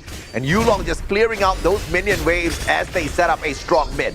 Yeah, it's just a little bit of a sticky situation, right? Where Yulong was hoping to steal the Crimson away, but there's not enough backing for him to do so. Saber, he has already got some form of a control over the bottom side, which he was taking his time to maneuver around. Else, I guess that Yulong could have actually got something, but this way he's in trouble. Uh-oh, here comes Saber for the save, and Dowhan once again criminally walking away after he commits a crime, and there is just no stopping him. That red buff is going to be secured on the side of AG Global, and the Overlord though being teased here by Turtle. A sliver of health left here. Saber can't go in for the final hit, and Turtle will take the Overlord for the side of Todak. Oh, so this is actually what happened, where the exchange goes on from both sides, and just like that, the Yin, with that perfect timing on Feint to retreat, secures the final blow. That was actually very, very close coming from Turtle, but unfortunately he falls in that skirmish. Overlord taken by Toda, which releases the Overlord Vanguards. Great at destroying the towers, and they've got a 50% damage reduction up against towers. And this is going to help out Toda massively because their towers were initially under pressure. They've lost one down bottom. The top one is half of its health. They need all the help they can get, but you look at AG Global just making those Vanguards look like no threat at all. Yeah, this is not going to be easy for Todak to clear because they just took themselves the Overlord, so there's just massive defense coming in from this Tyrant this time around. So AG will have a smoother time as they're going to be looking to pressurize them, baiting them into a fight. And are they going to fall for it? No is the answer. AG Global will secure it. Yeah, they take a Tyrant back instead, and obviously you want that Tyrant for the extra lightning and magic damage that you can dish out there on the Gorge. And AG Global now on the back foot as Todak comes in to catch them for a full-on team fight. But AG Global just says, no, brother, not just yet. Yeah, and that was a very tough call for Todak because of the Primal Bomb.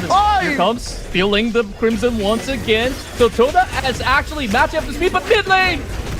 Oh, could not get away, and Fi does manage to catch him offhand, and here comes Dowhan as well, backing away at the nick of time. A sliver of health here for CCS. Can he sustain? He does manage to recover just a little bit, and a flash saves his life alongside Anda, but nobody now to protect the tier 1 tower down mid, and Saber will go ahead to use his minions as backup to knock away as much as possible up against it. Yeah, great answers coming in from AG Global. That couple play just clipped that channel, but yet Sadness was almost getting out. He didn't even have time to pop that flash. Let's take a look at that fight again, where, of course, this was a earlier skirmish where Yulong got himself caught up with this rotation, perfectly executing them. But I think that the major fight was actually the one over mid lane where Dowhan jumps in, goes in for a pickoff, and now, once again, Tyrant on the line. Yeah, Tyrant on the line. Here comes Anda to just push back all of the AG Global players. Are they going to be successful? Here comes Turtle. And this is the best acquisition from China thus far. And he should be able to help the squad secure this. It's Yulong instead, though, with the final hit. Shadow Tyrant in the hands of AG Global. Wow, Dowhan with his perfect positioning. He just singled out all these members. And at the very same time, they got themselves the Tyrant up for grabs, and just with that form of maneuver, AG Global have just opened a room and a couple blades! Oh, that secures a killing spree for Fi. It's the Shadow Tyrant, bro. Extra bit of damage from the lightning and magic. And on top of that, you've got increased movement speed as well. AG Global roaming all around now to see exactly what they can pick off of the camp on the side of Toda. That jungle's fully invaded. They drop back as well to play a little pressure on those minions. But look at up top. They've got 2 players on for the push. Saber and JD taking away as much as possible from this T2 tower. And that goes down as well. Meanwhile, to get getting caught again. That is just a tough ordeal. The entire game, Dowhan's main job is to ensure he doesn't get to play the game. Look at this, man. It's all about that Shadow Tyrant on the bump, and these guys are unstoppable. Top and bottom lane, tier 3 towers down, and mid follows suit as well. Crystal wide open. Todak has got no more defenses. Here comes that minion wave as well. ENG Global all out. Annihilation as Anda pulls one back. JD shuts down CCS, but the Crystal has no more left on it, as ENG Global smashes game 1. ENG Global, they threw everything onto Todak, including the kitchen sink as well. You saw how they were so proficient. They knew that, of course, the timing of the Tyrant is already up. Mayin, Dowhan, he's just so good on this Mayin. As a matter of fact, today has been a great Mayin day. Everybody who picked it have gotten success over the course of all these battles, and just like that, you have one big threat. Even despite catching on to the Mayin, you still have big output coming in from the jungler of ENG Global. You also have this God and Mo, which nobody gets to actually get anywhere close. Ideally, that is going to be that sitting target. And despite that, there's just no way that Todak could actually find a clear answer onto getting those big catches. It's only once or twice, but eventually it's just a little too much to handle. Yeah, but mad respect to Todak, right? They hung on for long enough to give us a little bit of excitement in there. I mean, it could have gone 50-50 either way. I thought the initial laning phase was phenomenal from both sides, and Todak was playing a lot of pressure, making sure ENG Global doesn't get to bite off anything from their side. But it was those big objectives that really turned the tides of battle. Yeah, very unfortunate for our rising star Twitter of Todak. I mean, he has definitely shown that he is very capable, but the problem is that ENG Global came up with this master plan to really shut off his jungling career, and overall with ENG just prioritizing him to be picked off. So far, Dowhan, Yulong has already been at work to really keep him at bay, while PHY, he's just able to really get all these couple blades to really hit on the perfect mark. Well, with all that space created, that allows JD to shine in this match.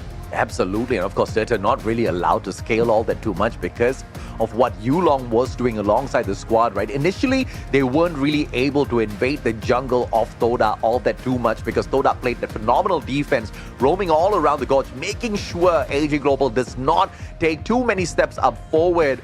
But towards the very end, it just kind of fell into shambles. Obviously, ENG Global kind of outscaling them quite a lot, especially JD. Look at this massive 78,000 on the damage, alongside that Gun and Mo dishing out 69.7 alongside him. Yeah, it's just a little bit overwhelming for the rest of Todak members, where I think Sadness have definitely matched up to speed. It's just that he got picked off couple of times. Can you really blame him when you have Mayin as well as a Jing on the opposite side? It's really tough where when you have a Yuhuan, sure, you are looking at sustain, but these damages can burst you outright. So I guess that's just the troubles that they're facing up, where if you want to go for a team fight, you gotta ensure that Sadness stays alive through the course of it. And it's tough. If he does have this Byron to be guarding, who's gonna frontline for the team? Tata has got problems of his own in the jungle throughout the course of the match, so it has been a little bit more problematic, but you see Todak has been able to hold on for quite long, like you said, up to the 8-minute mark. But the moment where that fight broke loose, when they were going for pretty much the kind of openings over on the bottom portion of the map, that's where things start to shake up. ENG Global by then has been able to really look for massive picks. Yeah, the Shadow Tyrant was the nail in the coffin for them, right? Because ENG Global was good. That extra bit of buff in terms of damage coming through from the magic as well as lightning kind of was too much for Todak to deal with. But if that wasn't bad enough from the two initial Tyrants that were claimed, the extra speed boost from that Shadow Tyrant, dude, that was when they were roaming all around the battlefield, taking down both the tier 3 tower of the top and bottom lane at the same time, and phenomenally ripping away the third tower of the mid lane as well in sequence. it was just no way at all for Todak to make a comeback from that point on. And of course, your MVP, the Gun and Mo King 5 with a 302 KDA, 28% of damage dealt by this monster, and such few damage taken. I mean, he was a slippery one out there. He definitely was, and on top of it all, that's what you really want from the Gan Mo players on board. This is why Gan Mo has always been relevant in the meta on his potential to just 100-0 somebody where you think you're going to be safe. He just activates his ult, gets a little bit more of that distance as well as vision on the far end, and you saw that Chano was not going to be safe, even despite hugging into the creases of the jungle. PHY, he just seeks them all out, and on top of that, I think like credit to his teammates as well, because of them, he gets to play to his utmost potential. Once again, on paper, it looks like Todak is about to be smashed 2-0 because they lost 2-0 to Team Secret, and Team Secret fell 2-0 to AG Global. Once again, on paper, it looks like the difference is a lot, but what they showed us early game seems like Todak might be able to withstand what AG Global can bring. I'm expecting a comeback here in Game 2. Yeah, and Dalhun, you saw in the early game, that rotation over mid is quite crucial where they managed to catch out Tita. And this fight was the major one where they were all pretty much funneled up. There was exchanges that they managed to actually punish Dalhun for that over-aggression, but they have 3 members, 4 as a matter of fact, to be clipped up after that. So I would say that they really have to consider that if you're not in the right position to fight, don't overcommit. I mean, that's for sure the case for a lot of these situations here, right? You have to be careful when it comes to that overcommitting. We've seen so many times how that has turned battles onto its head, and, you know, situations just kind of being turned around that you don't want to see out there. AG Global, though, didn't really get put in a spot where they could not recover. They were being chased around the battlefield. You saw that recovery play being as phenomenal as the initial aggressive push overall. So I actually am pretty impressed with what Todak managed to do, hanging on for those 8 minutes. It was those major objectives that were lost that kind of tells me if in this next game Todak is able to refine that play a little bit more, just get those tyrants onto their side, pretty sure this can go a little bit differently. Yeah, it could potentially be. I mean, you talk about the stats, all these papers all drawn in, everything looks to be in the favor of AG Global. This is where Todak just rips it apart, right? Like, you don't want to just follow the script once again. I want to see an angry side of Todak where you gotta be the ones to be up there, proactive, to be the aggressors overall. Don't let AG Global push you from these early standpoints. I think at the very least, they are matching the tempo on the early game, but somebody's got to make that big decision here on what exactly is your priority.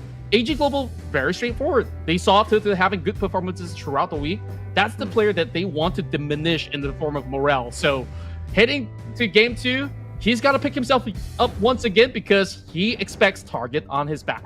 Absolutely. And of course, it is going to be a little bit of a challenge for them to go very aggressive because we've seen that they can't really withstand in terms of defensive side when they lose players on their side, right? Fingers crossed, Todak is a little bit more solid this time around. But let's take a look at those bans coming in through here. Very interesting bans as we're looking at the law of priority onto support / mages, where Yuhuan this time taken off by Todak. Well, Liang is always going to be the kind of annoying hero that you don't want people to be under suppression. So I think AG Global, they're just making sure that, okay, there's not going to be that big Liang Princess Force kind of setup, which Todak seems to be heavily reliant on these kind of control mages up mid. So AG Global, by doing so, they opened that early power pick. Oh, the power pick on the side of AG Global does not make me smile for Todak any wider. I'm a little nervous now for them because her skills can be phenomenal when it comes to reducing enemies' health if AG Global even needed that buff, right? But of course, a Zhang Fei response alongside a power pack punching superstar Dharma here. I think Todak has got that firepower to deal with AG Global's picks. I like this much better this time around. A lot more crowd control, a lot of engage versus what we saw from Todak. That you want, sure, that healing's not going to work out, the shielding, whatever you want to give. So we have pretty much a steady pacing that we do expect coming for this DRNG to actually match up. Maybe early game slightly unfavorable, so perhaps a lane swap could be in effect, even if it's not going to be the case. I think so long as this DRNG keeps himself pretty much at a safe distance, he's going to be absolutely A-okay. AG Global on that Organ though, and now match with Dada. Dada has been perfectly paired with Arlie for most part. When Arlie decides, she wants to hop in for the engage, or she hops out, Dada is always going to be able to provide just about enough assistance. So moving into this second phase, we are looking at a lot of all these focus onto mages to be banned away. Yeah, no doubt at all, right? And of course, that Augur is going to be fundamental for AG Global, who are looking to play this aggressive stance, to jump behind the defensive lines of Todak, just to push them to the very, very edge. And we saw how effective DRNG was earlier on in the matches, so I'm pretty sure this is the kind of crowd control pressure that Todak needs to bring into this game, just to deal with what AG Global can bring towards the later part of this match. Yeah, and now the pull for mid lane is going to be dwindling down. I'm looking at Nuwa as well as Angela. I guess so you can make do without the Angela ban. I expect AG Global to still have many options on the table. Like, we haven't seen the Yixing, and that could potentially be one of the priorities moving into the second phase. While we have the pay to be axed off from Todak, where I think like they understood the assignment. You already have two very beefy units with Zhangfei as well as Dharma. So you can't afford to play super aggressively. Dun is still up on the line if anybody really wants to go for Dun. So Princess Frost is not too far off from what Todak played with the Layton. So pretty much similar stuff. You drop the Winters here and hoping that the rest of these teammates can actually set up those big AoE combos, which what Todak is looking to do. Yeah, honestly, it's very clear what Todak's looking to do. They want to get into a big team fight, and they want to just ultimately dominate that, right? Speaking of ultimate, Princess Frost, her ultimate, to be able to inflict damage in a crowd control situation, to limit the enemy's movement, it's going to be integral for them to make sure AG Global doesn't run away. But the Charlotte and, like you mentioned, Yixing being brought into the mix, AG Global has got a lineup of superstar heroes to absolutely smash Todak. This is going to be a very tough one. Okay, this is a lot more exciting. We finally get to see the Luna. Question is, how well does Tita play this Luna? He needs to go full aggro, pedal to the metal, because if you allow this Charlotte to actually play and dominate up against this Dharma, we're going to have a late game problem where you have split pushing setups and a lot of all these pick off potential player from AG Global. So all eyes once again, Tata on the Luna. What you need to do is guarantee he's gonna have that safe early game. So this Zhangfei, you might actually see him spending a little bit more time to be assisting this Luna for certain setups, and then big dives. This combo between Luna and Princess Frost could be devastating. I think this is Todak really playing this refining of mechanics in this game too, right? Because we saw how they struggled to take those towers down. With Luna, you should be able to take some of these turret dives very, very well with the Destiny and Sage's Sanctuary. So let's see if or not we get to see some of those phenomenal plays shortly, as Fai opens up pretty aggressively down mid, and the overextension by Yulong to just sneak away those Dusk Boars.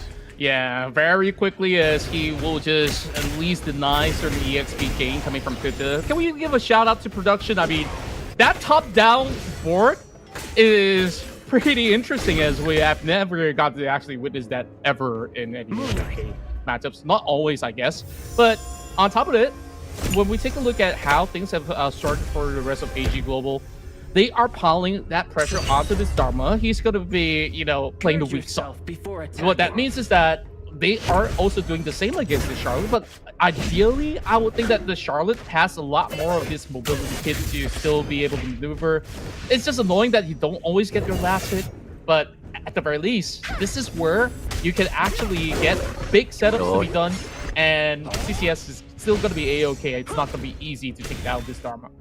Yeah, not easy at all, especially with the tower on the defense there. Dharma can pretty much chill in this 1v2, but down mid here though is a different story. Todak getting pushed right back. Yulong looking for the hook, doesn't find it just yet, and staying behind the defensive lines of the tier 1 tower.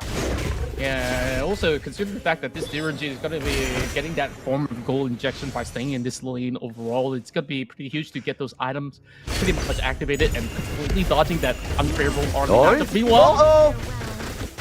Is he gonna get away with this one? Yulong goes in for the chase! But Turtle's there! Yulong with the slide! Turtle with the overextension, but he's gonna get caught out as well! It's an all-out team fight in a 3v3! Turtle up against Yulong! Yulong gets caught out, and it will be Anda that bites the dust instead! Yulong the monster! AG Global walking away with murder yet again. It's a trio sweep. And Todak, despite them coming with a form of response, that wasn't much. The timing on the World is My Bot was immaculate from PHY once more to re-engage, getting more than what they bargained for. Oh no, this pacing of game 2! Now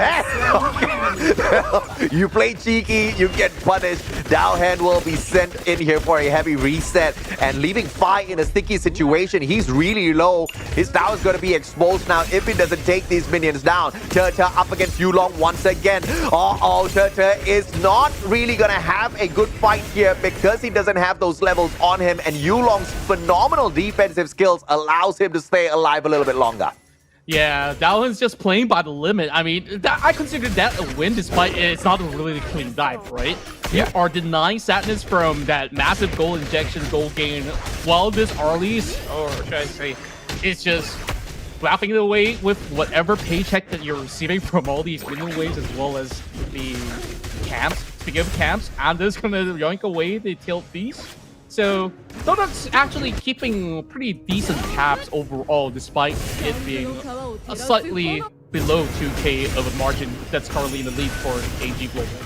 Yeah, it looks one-sided, but it definitely isn't, right? I think you called it out perfectly. Todak still has got many ways back in here for a victory to push it into game number 3. Now Overlord shows up on the map. AG Global closes once here, but look at what Todak is doubling back to do. They want to take that red buff first, and here comes the Tyrant on the play. AG Global dropping the Overlord buff, going for the Tyrant instead. Now they've got that lightning and magic damage to dish out onto Todak. They absolutely do, and this having that huge party onto the Tyrant now. AG Global feeling a little bit more confident to actually take on more of these fights, and speaking of which, they are making a rotation with this EC moving up top, while that's getting matched by CCS, so they do get a little bit of that vision, so nobody's going to be able to lay hands on this Overlord. It will be for a little bit later on, but with the Frost also emerging, this could be a little bit of a cheeky setup, as AG Global might just be onto something. They're not really showing their cards just yet, but keep in mind, with majority of their members here, AG Global might still actually suffer a little bit of a casualty, but here comes AG. Yeah, the Tyrant buff is still active. They do have that extra bit of damage to dish out. And Todak should not be taking this fight, but they really want to secure this Overlord. Pushing back AG Global. Yulong on the right-hand side as well, alongside Dowhen. You know what they want? They want to play that rotation round, but Todak very smartly backs away towards the defensive line. Yeah, I really like how AG Global has been able to keep themselves over. Oh! Todak getting away with a sliver of health on Anda, and Sadness was there for the interference as well. But you look at Yulong, overextending, almost getting caught. Anda loses his life as well, potentially here, but gets immune, turns the table around as Sadness goes in for the clip. Both sides denying the elimination, and Anda getting away with it. This is pro plays at its finest. Yeah, such a close call, and that clutch Unbridled Outburst have been able to keep his members alive yet again. That is AG Global still fighting the lead, but here comes CCS! Fine! How in the world did he get away with that? And CCS gets punished instead. The Dharma cannot serve up justice cold. And JD holding on to this mid lane. My goodness me. What a phenomenal fight we've got on our hands here. Todak not giving up just yet. Yeah, that's what we asked for. That's what we want. That blow for blow. That TV came in time. But to your mantra onto the 2, this time it's just a single off pick over onto the ENG, overextending without all those turrets. Kind of should have actually seen that one coming. But once again, that truth matter hits on the 2. But keep in mind when you're going up against me, you think there's a little bit more, but here comes commitment. Oh, the commitment wasn't there in full. Teta manages to get away as he continues to clear out the minion wave down on that bot lane. Dowhand just poking and prodding away at CCS. He wants to put the hurt on the second tower. At the same time, look at the tankiness of this man, just dealing with a lot of those shots and barely being scratched. Yeah, speaking of which, a little bit more of a microaggression being displayed as they're just garnering a little bit of control. Well, Dowhand's about to go down under, but look at AG Global here. CCS could not get away as JD shows up strong. Minion wave is there as well, so bye-bye tier 2 tower on the top lanes is AG Global as they continue to push on through. Stay gets away with a sliver of his health, but the damage has been done on the top lane. 2 towers taken away already, and AG Global slowly scaling up. 2 of the initiators that they want online all being shut off completely by AG Global. And that catch was magnificent. Speaking of which, they're definitely gunning for a whole lot more as they secure that mid lane port at the very same time. So AG Global absolutely on the driver's seat. Half a minute from here on, we're also looking at them trying to fight for this turret while we see Yulong just confidently holds them back. Yeah, 4 towers already, but they haven't even brought out that Overlord to torture the players on the side of Todak. No Vanguard sent out just yet, and it looks like they're saying we can just get this job done on our own. We don't need no Vanguard. And look at this Dharma with the overextension way too deep into enemy territory. I am not too sure exactly how much they are going to be able to pull away with this one, but it looks like Team Todak knows that they are in a rough spot.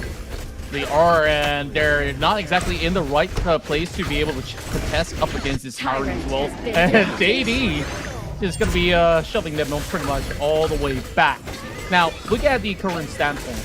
Todak, they got to form up something. The only refuge that I see them coming back in the game is actually this Overlord that's going to be the main focal point for them to secure. But even despite that, Tita as well CCS, they're looking for catch. Yeah, it's very difficult to catch on to AG Global now. They do have the Tyrant buff, and there's the extra bit of damage. CCS very low, and Dowhand still managed to catch on to him. And it's gonna be Dowhand turned on as he overcommits into this fight. Yulong chasing after 4 players at the same time. Sadness with a sliver of health left, but under absorbs almost all the damage Yulong dishes out, and they push Todak all the way back to their crystal. What a play by AG Global. But it's even bigger for Todak. That is still considered a big comeback potential because of that catch. Big setup by Tita and CCS on that bush play. 3 for 1 or 3 for 2, whichever it was.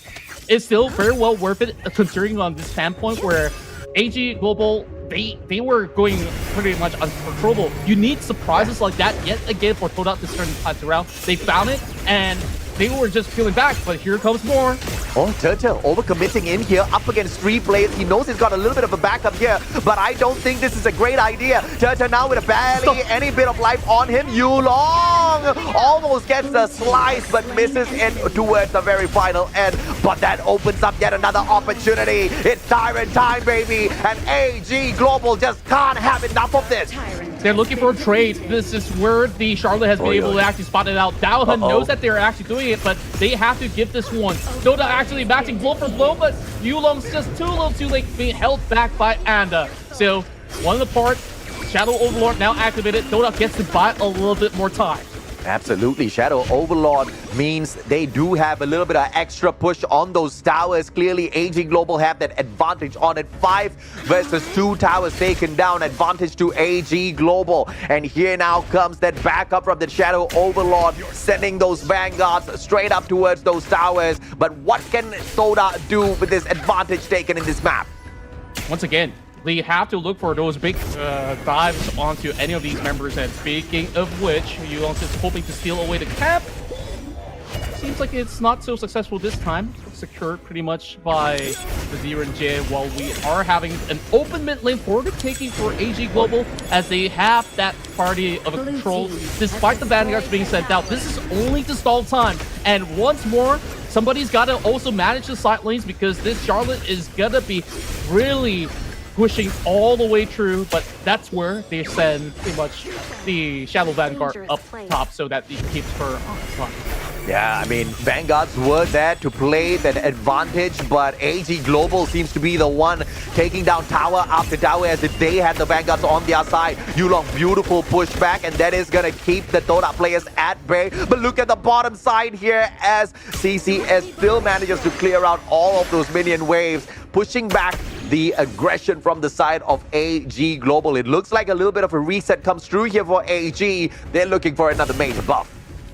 Definitely, and perhaps Todak is just waiting for that overextension from the members of AG Global, and that's where they look for a catch. And Oh, beautifully played, but it takes nobody. Yulong instead punishes Saiyan. Beautifully shut down by Teter. Yulong with the double, but not before Teter took him out of the equation. Sadness. It is a 2-for-2 trade thus far, but it is AG Global with the advantage. The players on the side of Todak, though, they can recover using that crystal. Anda with a sliver of health, holding on to that tier 3 tower down mid, and he is able to save it. The retaliation from Todak, never backing down. They're the ones on that opening take, and AG Global kind of underestimated what they could actually offer on the table. So if they keep repeating this, AG Global might just be upset right now. Todak may actually still have a leeway to get it done after all. Despite this Ogren being pretty huge right now, already working on his 4th item or so. 6 kills so far. That's gonna be the target, and last fight they managed to catch out this Yulong. So they gotta once again repeat the process and to also ensure somebody looks for JD. And they are looking for yet another team fight here. Caught out by Yulong. 5, just making sure Anda can't run away. Immobilizes Anda as well. Overextension by Yulong in the depths of the enemy's territory. Looking for the shutdown, and he finds Anda once again. Sadness can cry all the way back at his crystal as JD takes him out of the equation. Tata can't do much. He tries as he takes Yulong out, but he gets shut down by Yulong at the same time. A 1-for-1. But this game looks like it's all over as AG Global with the quad kill with Dharma all alone on that recovery. He has to clear that minion wave. And which one does he go for right now as he has to manage over the top side? He dodges the board, but what more can he do? Yeah, Crystal wide open. CCS forced all the way back to play that recovery, but the Crystal cannot withstand AG Global as they take a phenomenal 2-0 up against Todak. What a fight. This was a slugfest. They're going blow for blow, and this is what we want to see all day long. Kudos to Todak for trying. AG Global is still undefeated after all. But surely, AG Global, they knew exactly what the game plan was, right? Like, you slowly get that chokehold. A lot of the plays were really set up over on the top quadrant of the map, just to, of course, give a little bit more of the priority onto the Charlotte, and at the very same time, we'd look into how some of all these close calls where they were looking for those invades, although they may not seem to be all smooth sailing for this Ogren all the time. But what I love is that Tota, despite having a little bit of deficit, they knew. They got all these combos of a setup. All it needs is execution. Him and CCS were willing to put the bodies on the line, but even despite that, I mean, that's just a couple of players that they're looking out for, especially the Ogren. The rest of them were barely getting any form of control. So it just allows so much room for AG Global to sweep right through. I think this game was the perfect one to show us what is the importance of securing the Tyrant for your squad, right? Because time and time again, you saw AG Global not want to give up the Tyrant. They don't mind letting go of the Overlord or the Shadow Overlord, but as long as they get that extra bit of lightning as well as magic damage, you know they are going to be able to exert more pressure out there on the battlefield. And my oh my, did they do that.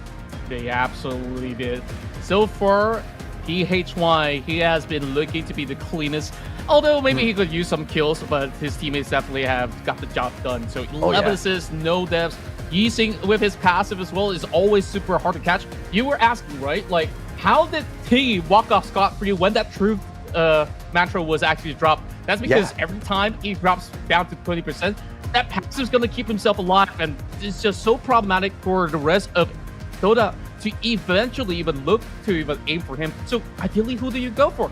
You can only catch Yulong, maybe Daohan in certain chances, but JD, I think he got free reign on the entirety of the game, and it's just impeccable, right, on how they've been able to do so much throughout the series.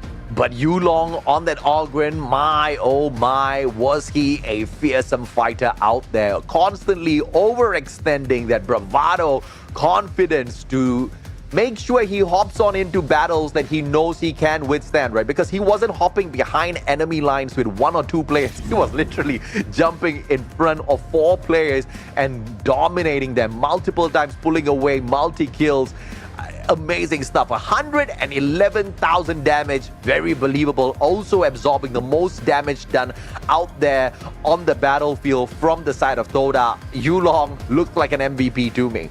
Yeah, he definitely does. If there's anyone else, it's kind of in between PHY as well as JV. Well, I would really give kudos to Tete. Despite all that pressure, he's been able to do so much in return. He's calling the shots all together with CCS. CCS mainly was a mid shield and to be a major bad damage dealer, despite, you know, having decent setups coming up with the Truth Mantra. Once again, we want to look at the follow-ups. Todak, when you have 2 of these guys going off the initiation, you ideally want Stay to also drop in Winters here. You want Sadness to also be at ready. But for most part, the rest of AG Global were the ones to dissect this fight, keeping themselves pretty much safely distant so that AG Global could still really pry onto some of all their major members of Todak. And under obviously absorbing massive amount of damage here in this game, but the rest of his team members were tortured just as much.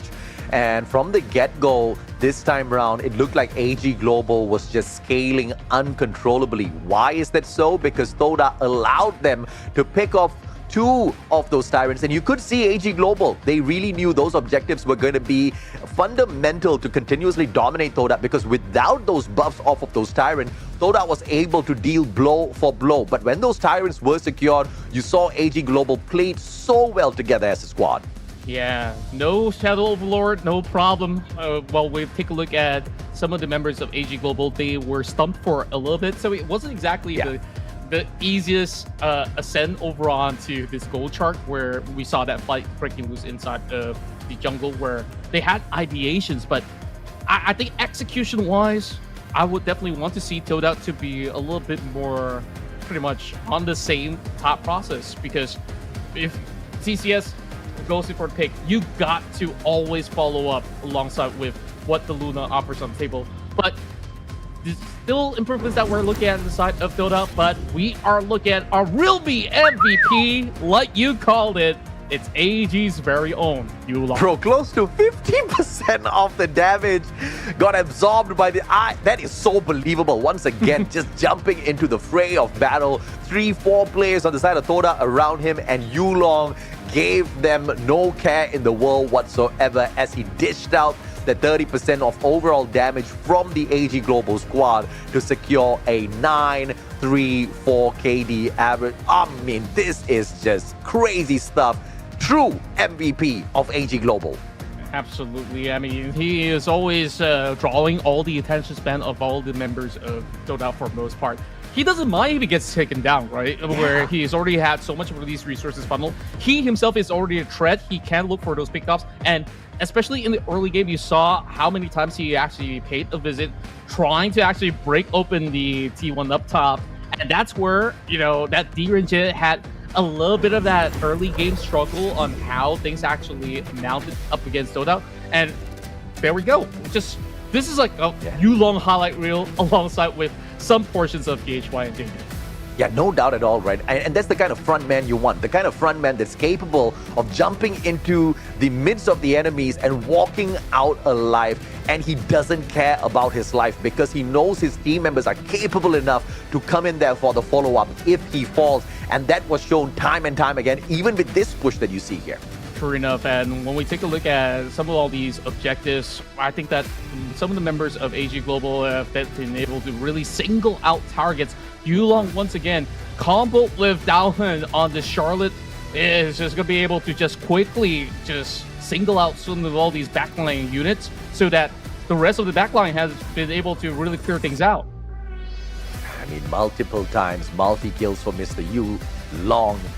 And it'll be a long time before he gets dominated out there. AG Global maintains their clean sheet victory on the series. Only a single game dropped thus far in the competition at the end of a total of 3 series played. That's phenomenal, and that puts them on that #1 rank above everybody else. That's right, and Nova Esports also keeping up to the tempo. They had a really close call up against Black Shrew Esports, where they're having pretty much similar records. They just need to play another set of series to be able to match up against AG Global. Team Secret, Black Shrew Esports, they're pretty much neck and neck, but Black Shrew, because they've only played, 1 series overall or 2 series, they definitely need to get back into shape in order to match the rest of these contenders up there.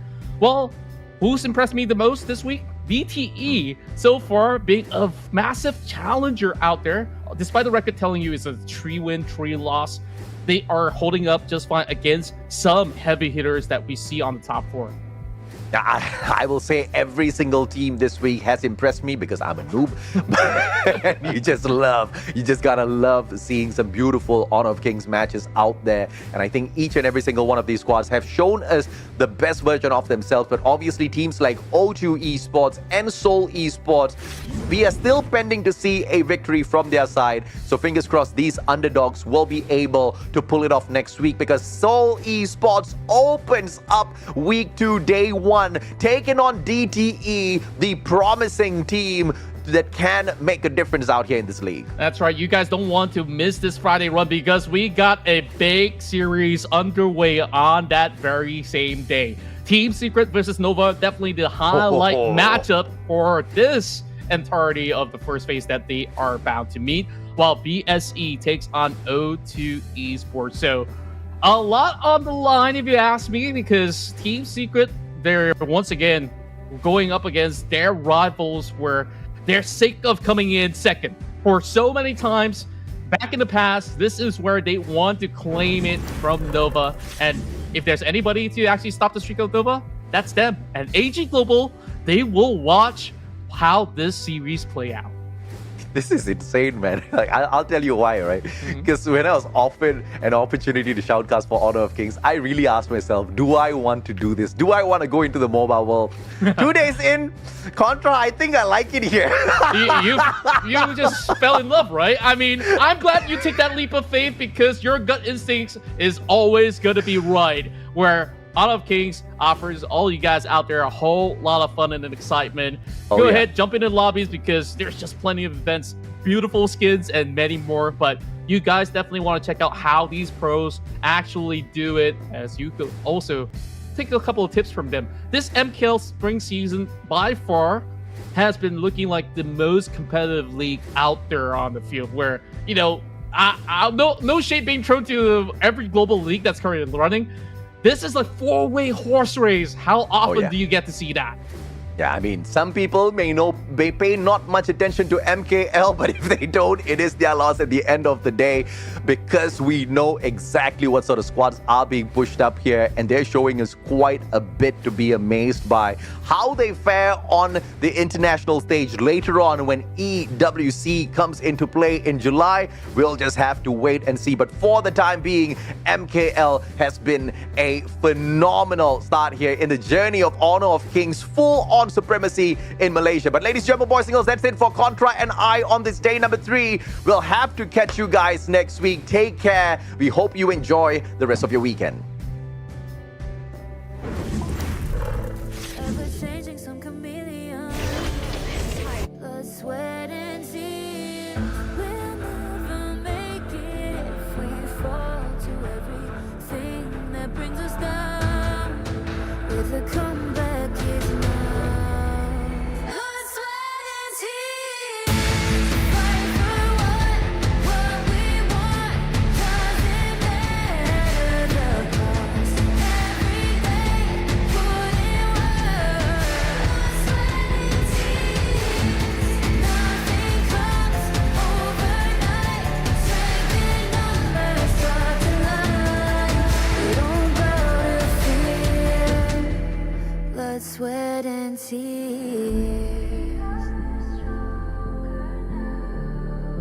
Blood, sweat,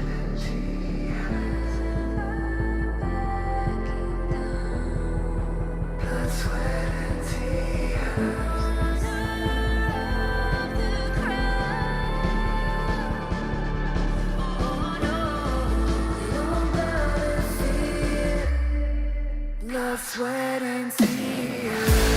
Fight for what we want. Doesn't matter the cost. Every day, putting one nothing comes overnight. Strength in numbers starts to lie. We don't gotta fear blood, sweat, and tears.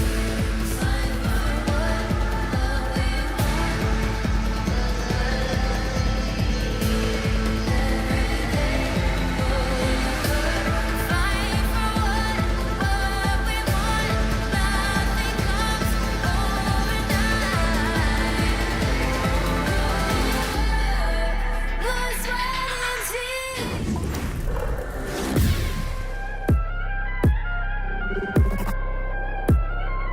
Turn it back.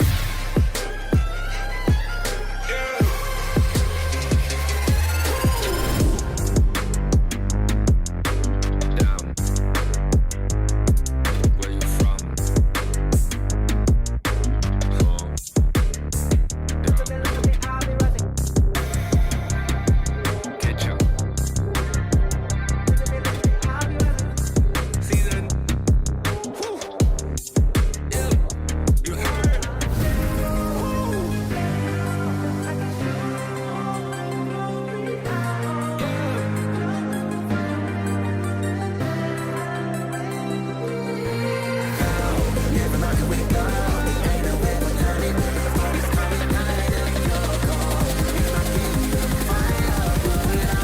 We the kings, it's an honor showtime.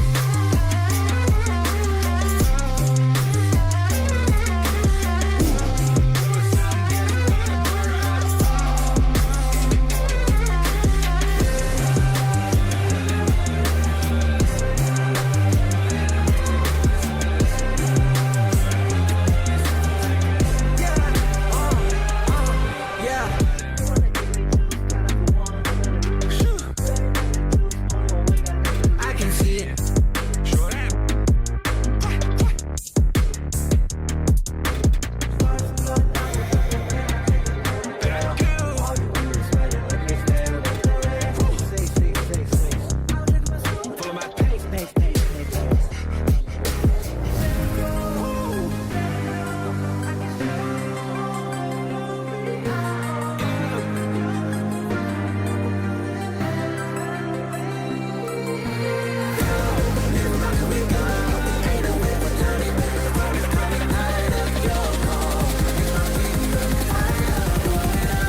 We the kings, it's an honor showtime.